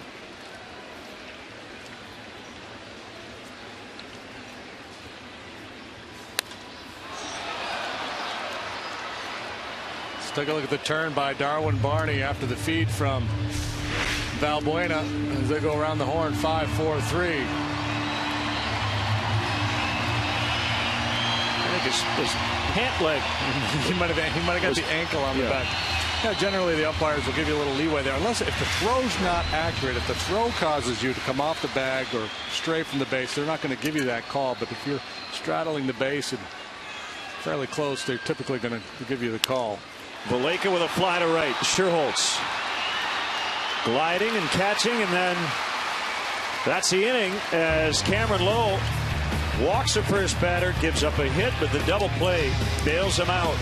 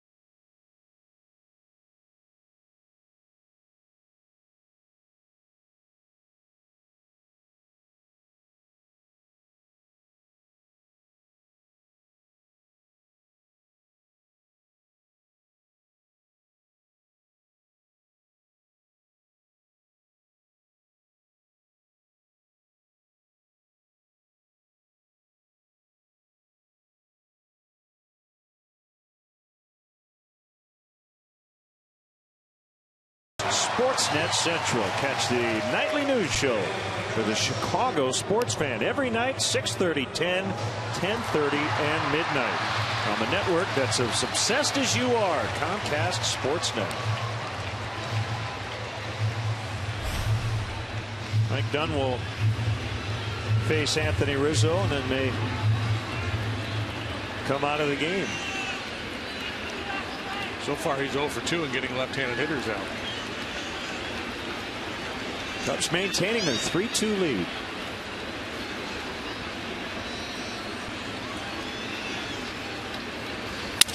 Rizzo breaks his bat as he flares one into short center. It'll be Valleca.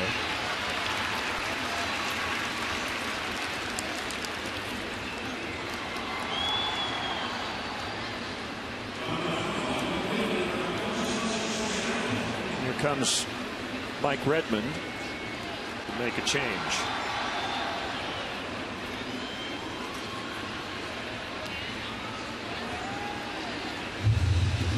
Honda call to the pin. Pitching change for the Marlins. We'll be back.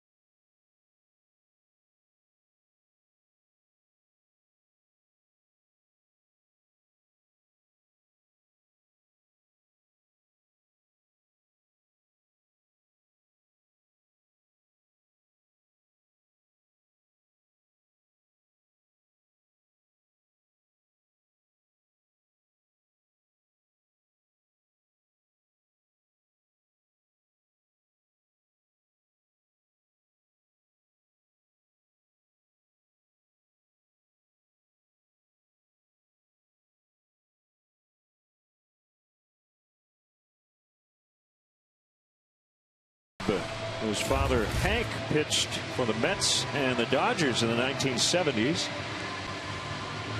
is on for the Marlins. A lot of walks. Yeah, 8 walks and 12 2/3. That certainly gets your attention. This ground ball guy is a very good sinker when he's on his game.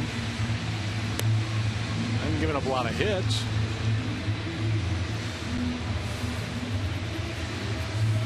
Keeps the ball in the ballpark. Last year, in 16 1/3 innings, he allowed 2 home runs. He's 4-3 with a 4.03 and 65 appearances.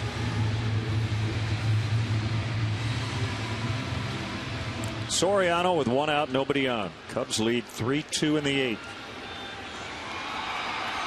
Well, from the stretch.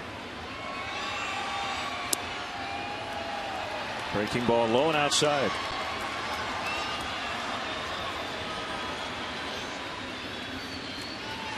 I saw him last year. It wasn't just sinker, but it was turbo sinker. I mean, he was nasty. Deep to left. Will it stay fair, though? Nope. Plenty of distance. Folks have had some action out there tonight. Yeah, so this ball doesn't have the real good sink that you usually see from Webb. It's tailing in on Soriano, but not a whole lot of sink. It's just tough to keep that ball fair. You got to pull the hands in to get the barrel to it. Hooked on the ground, and Polanco will throw out Soriano. 2 away. And that will bring up Sherholtz. Webb's a big dude, 6'6", 247. Born in Clearwater, Florida. It's on the other coast.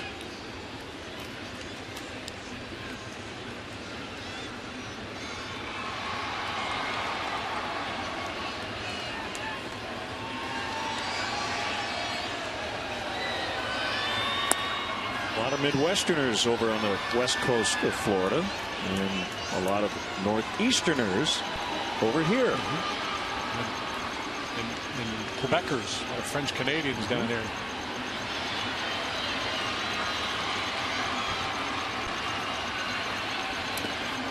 A lot of that has to do with I-95 versus I-75.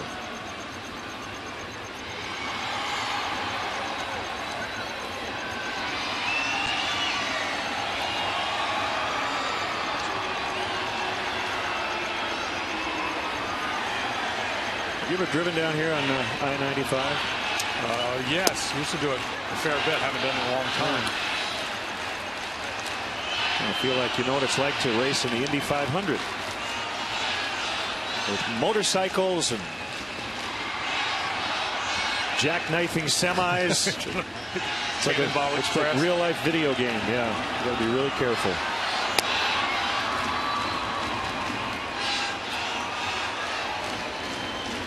Yeah, and not to pick on our seniors, but sometimes the focus of some of the drivers down here not quite what you'd hope. Right.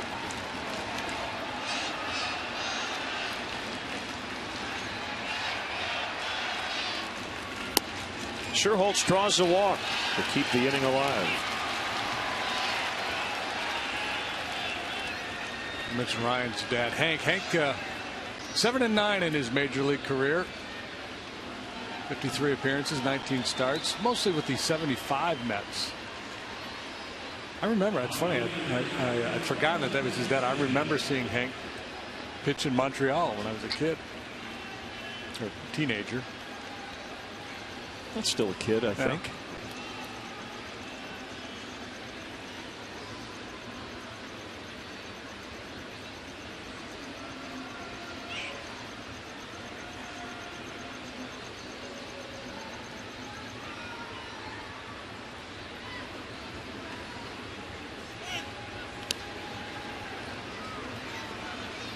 Insurance would be good. It sure would.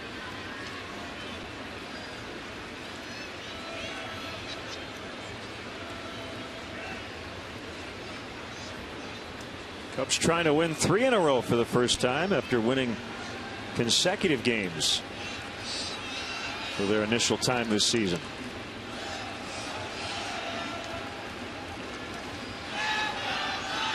Sherholtz runs, and he is going to be thrown out by Olivo, and that'll end the inning. Still 3-2 Cubs.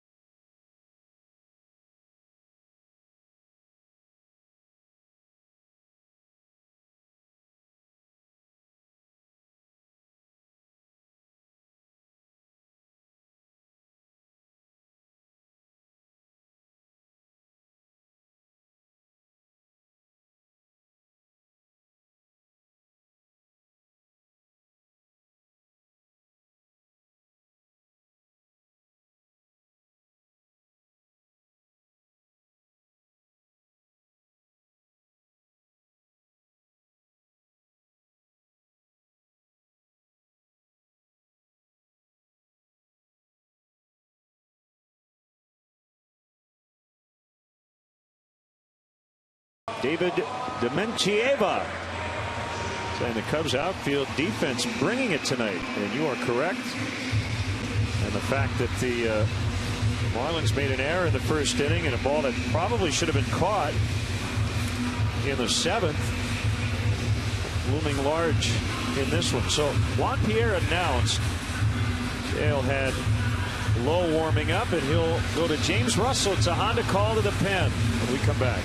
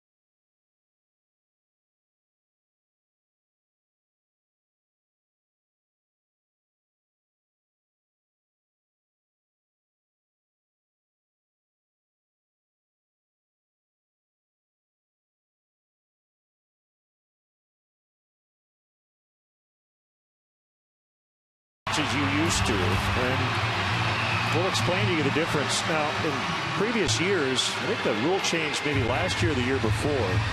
Managers would have the previous innings pitcher warm up with the intention of bringing in another reliever before the first pitch of the inning was thrown. You can't do that anymore, as Russell deals a strike. Didn't Joe Madden have Sam Fuld Oh, he did. Warm up because he hit for the pitcher and kind of played loose with the rules. I mean, it was within the rules at the time as Pierre swings and misses 0-2.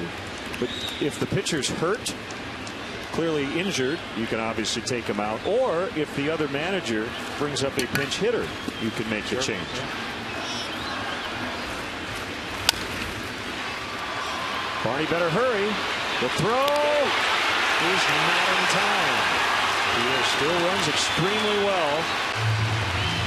He's one of those guys that you have to tighten up against regardless of the situation because of his speed. And that's his game. Chop it on the ground, run like crazy, especially off a lefty. So he just rolls over on this breaking ball.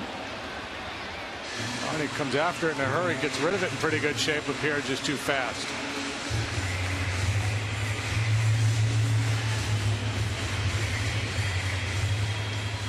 Close, but it looked like they got it right.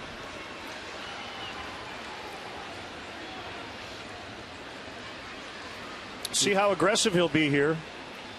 Pierre likes to run. Just shy of 600 steals. And he kind of did a little bit of a shuffle step towards second before Russell threw over. What do you think? Is he going to try it here? I think it just depends on how comfortable he feels with his read on Russell.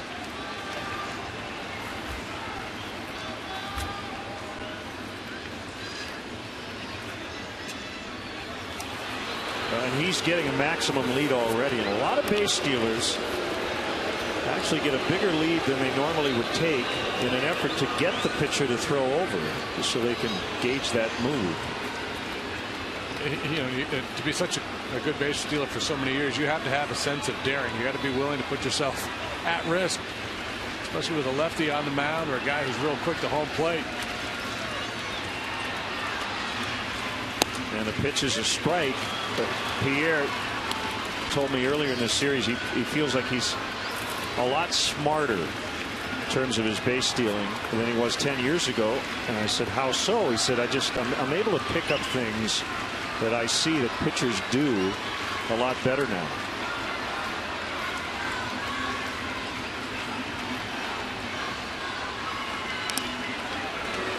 And I think most pitchers do have subtle little things they do that they don't even see. And they don't notice, but base stealers do. It's just hard to do everything exactly the same when you throw to first and when you throw to the plate. Right. I mean, they'll look, you know, they'll look at your head. They'll look at the way you position. Sometimes the guy will turn his foot a little bit on the rubber. They're looking for any kind of patterns in terms of, you know, rhythm you get into. You come set, 1,001, 1,002, you go home. You know, if you don't vary that pattern, you're at risk of giving the base runner a big jump.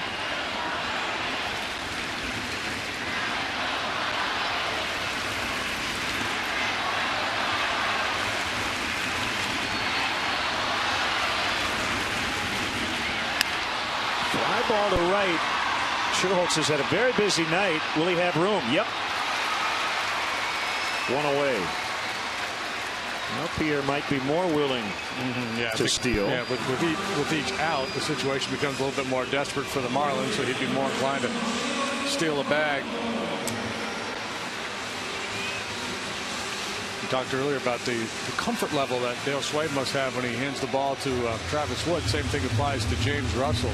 Each year he's been in the league now, his workload has gone up and his ERA has gone down. So if you bought James Russell stock back in 2010, it's paying pretty good dividends for you now. Currently pitching with an ERA of 0 for 12 appearances.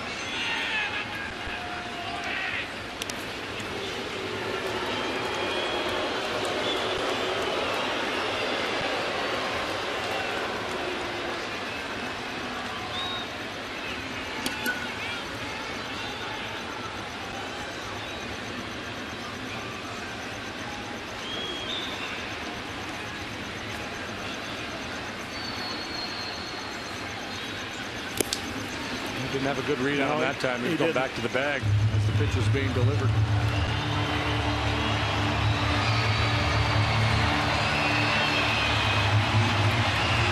much better crowd here tonight than we saw the first two games of the series, and they're into this game.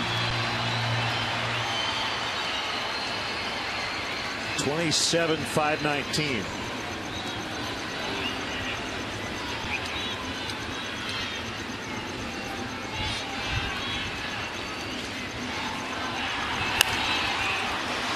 A pop-up.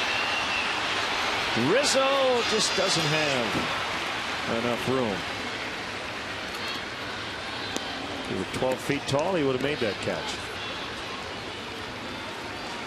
There's not a lot of foul territory in this ballpark, is there? Nope. A little bit of a break to the hitters, but generally at pitcher's park. It's a big yard. Huge in the power alleys. 392 in right center, 386 left center.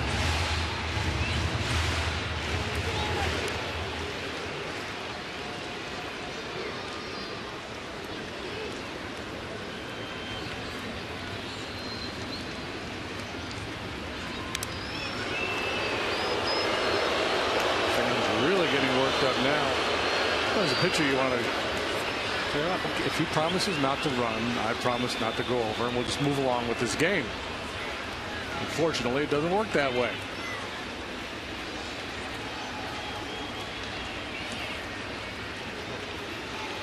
A ball and a strike on Polanco.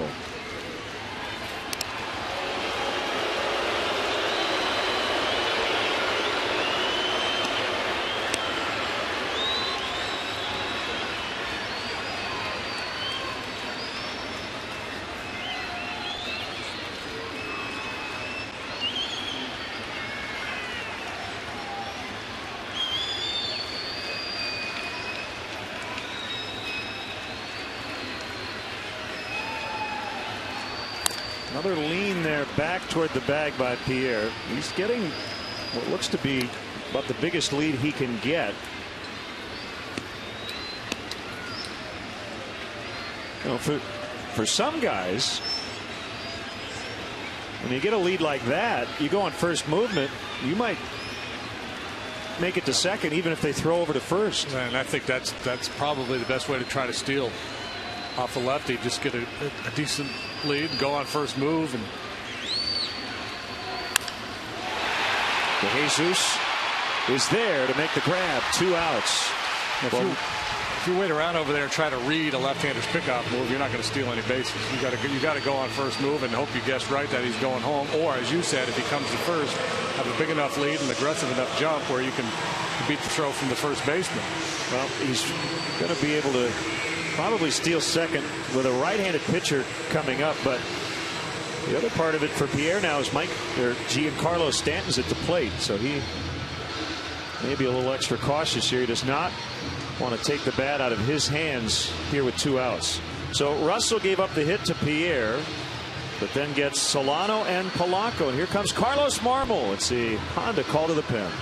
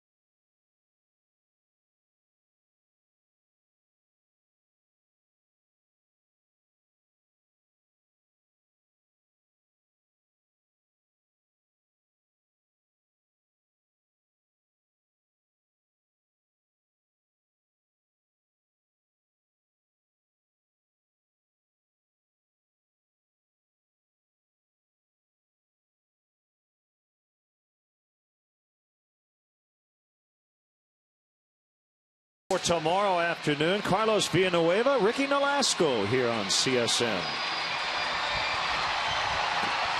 Cubs can hang on tonight. They'll go for the sweep tomorrow. It's a Honda call to the pen, and it's Carlos Marmol. This is fun stuff. Marmol in there to wrestle with Giancarlo Stanton. 2-1, 4.35 the ERA for Marmol on this trip. He got a blown save and a win in a game in Cincinnati, and picked up save number 2 on the season here the other night. Last night it was Kevin Gregg nailing it down in the ninth.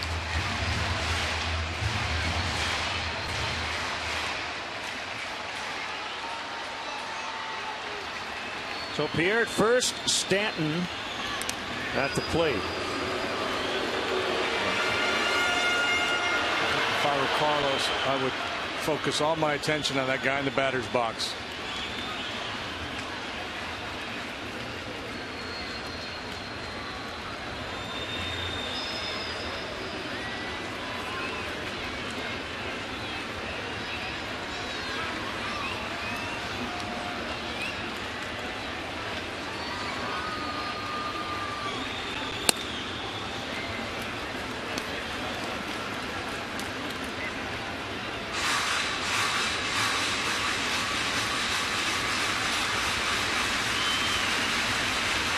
Burns on deck. 3-2 Cubs in the 8th. And the 1-0. Got by, almost hit him. Pierre will jog down to second. That was a slider.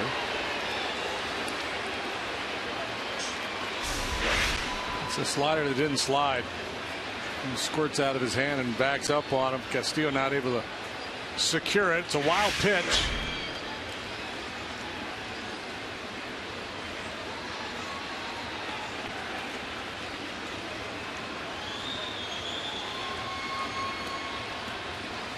And the 2-0, 3-0 now.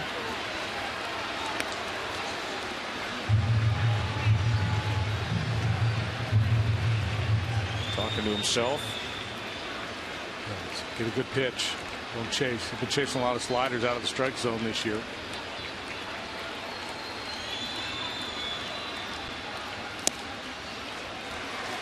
And Stanton heads down to first.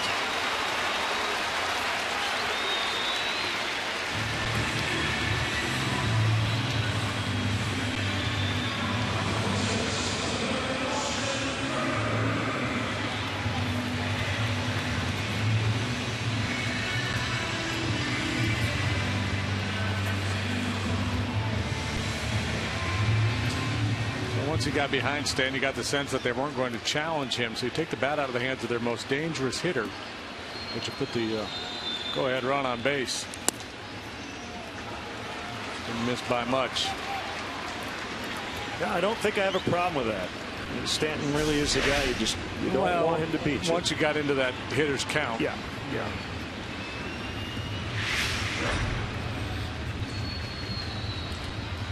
And, you know, Carlos is not really a command guy. You know, if you had a Dennis Eckersley type guy out there, he'd just pick away at that corner. But you know, Carlos is just trying to overpower you.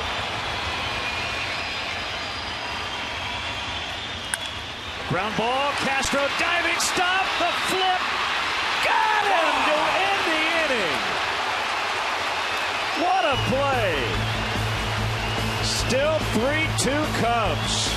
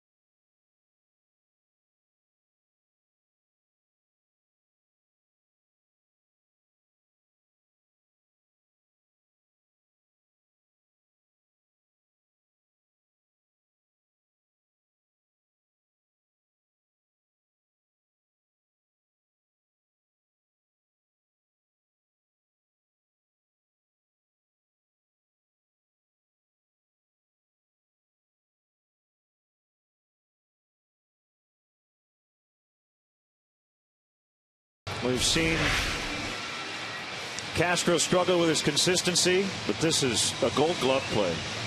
Yeah, sometimes he gets out of rhythm fielding ground balls out there at shortstop, but his athleticism, he's certainly capable of making plays. This is the second one, at least on this road trip. He made that diving play the other day. And that was just a sweetheart there. Cubs, they've tightened it up defensively in recent days, and that was just beautiful.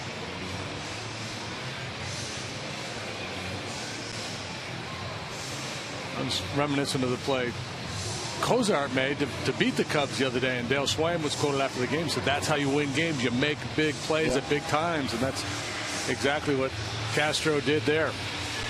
Veteran Chad Qualls to face Castillo and company here in the ninth. Yeah, Qualls, his game is similar to Webb, who preceded him. He's a sinker baller, sinker slider.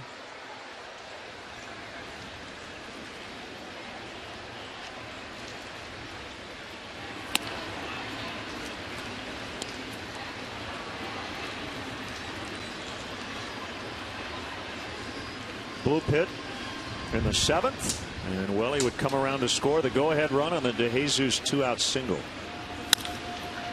Sharply hit up the middle and through.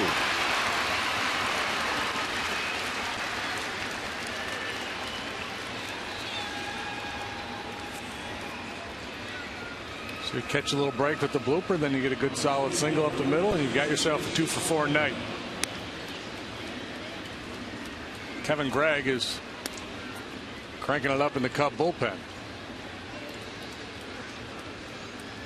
There he is. By the way, you know, we looked at that replay a couple of times at second base, and Jeff Nelson got it right. Stanton was out. Kind of a slow slide by Stanton. I guess they have slow dirt here at Marlins Park. With a naked eye, I would have guessed he would have been safe. It was that close, but he got it right.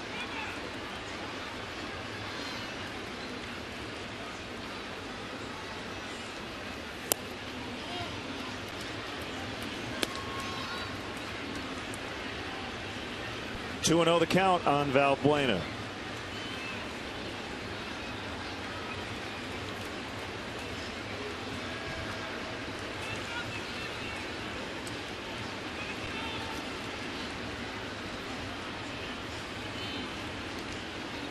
There it is.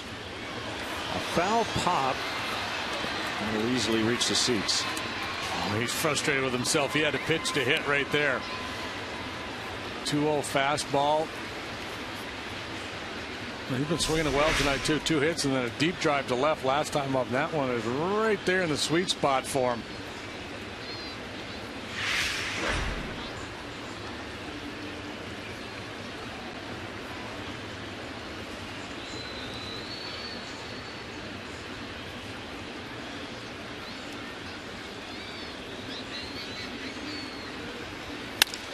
Fly ball to left.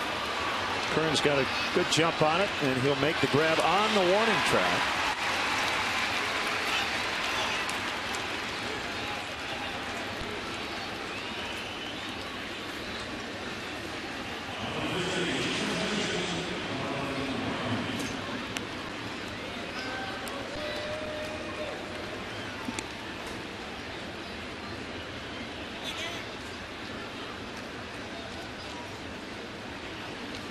Barney 0 for 3. Send his average from 206 to its current 189. Remember, he started a couple of weeks late because of the knee laceration. Still building up his at-bats. And he swings, and boy, the backswing caught Olivo either on the mask or the side of that helmet. Surprised that doesn't happen more often.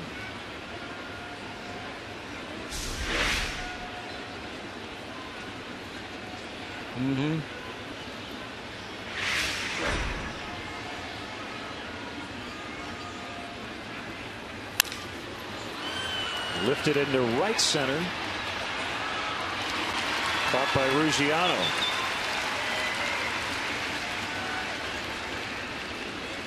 Going to bring up Scott Hairston.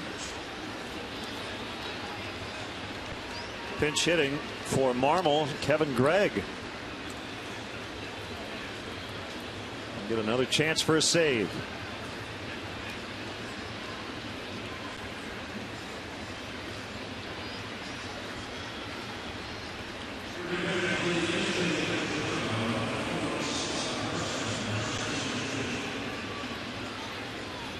He's gone off to a slow start here. He's 2 out of 25. He's 3 out of 6 against Qualls in his career.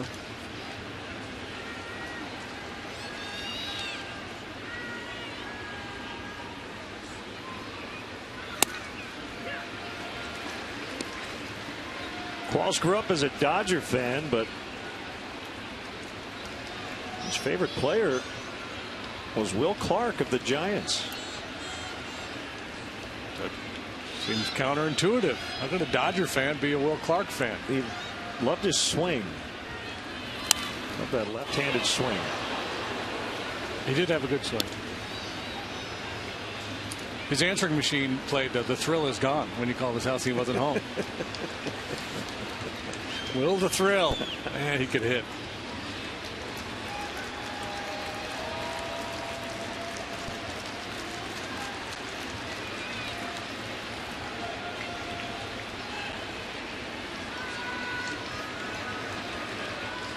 Two strikes on the pinch hitter Hairston. That's low and away. 96. Qualls can still get it up there quickly.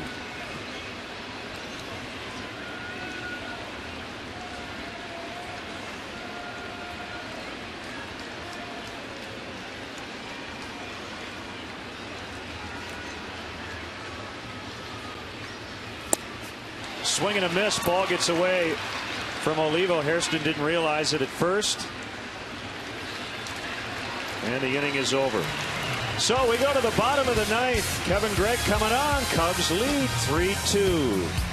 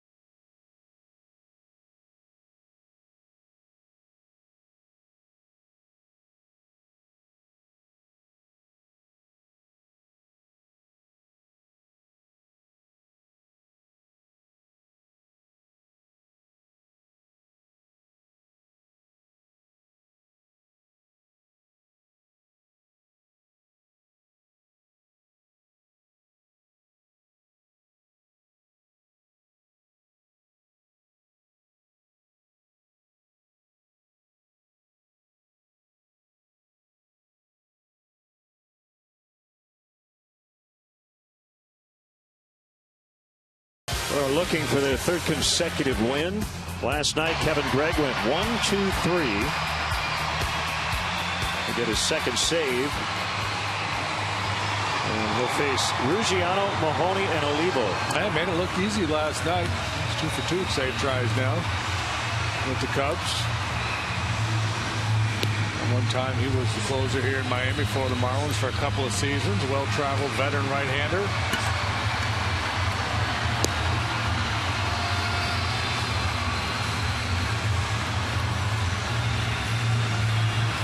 A lot of fastballs in last night's game. Had the sense that some of the Marlin hitters were looking for that split finger pitch and they never got it.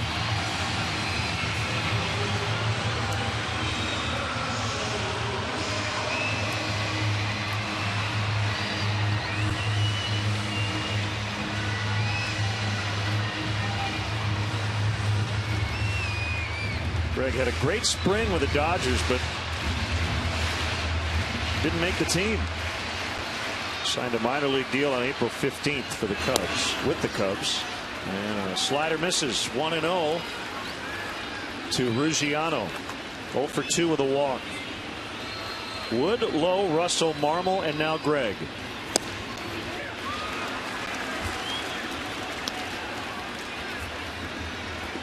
See what Kevin Gregg did. 61 saves over 2 seasons with the then Florida Marlins. Bounced out in front of home plate.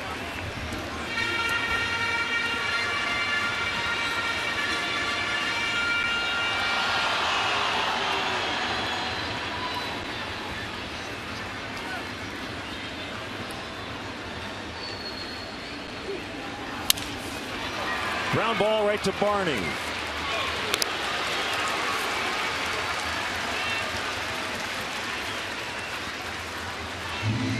It's a comforting feeling to see the ball hit on the ground in that direction.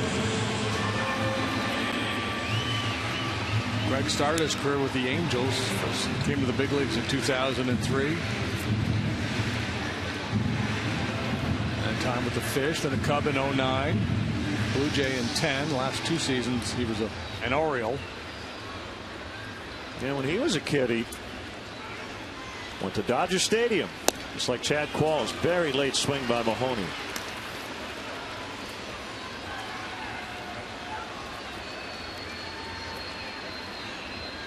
So while Greg is from Oregon, his grandparents are in Glendale, California, which is about 15 minutes away from Dodger Stadium. Called strike 2.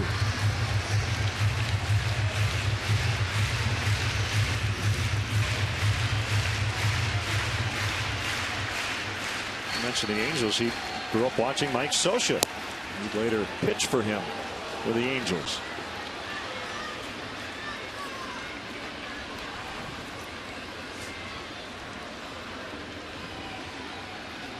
Working quickly here in the 9th. 2-2.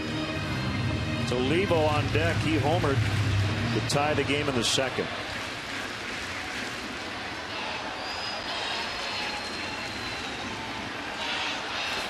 Swing and a miss. Strike 3.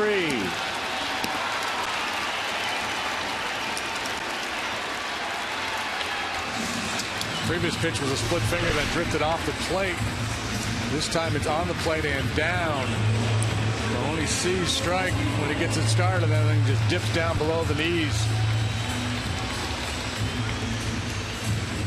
Yeah, I love the pace with which he's working. So let's go. Get it and go.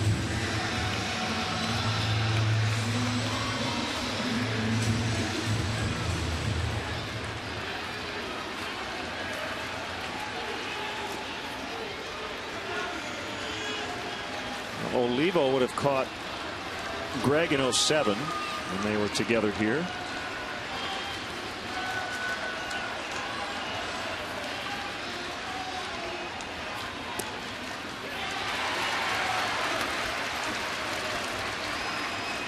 Well, he knows what he throws when he likes to throw his pitches.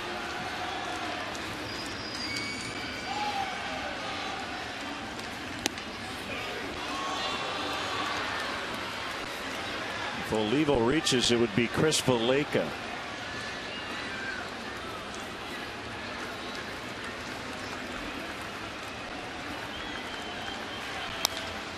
Popped him up. Foul ground. Rizzo. Cubs win.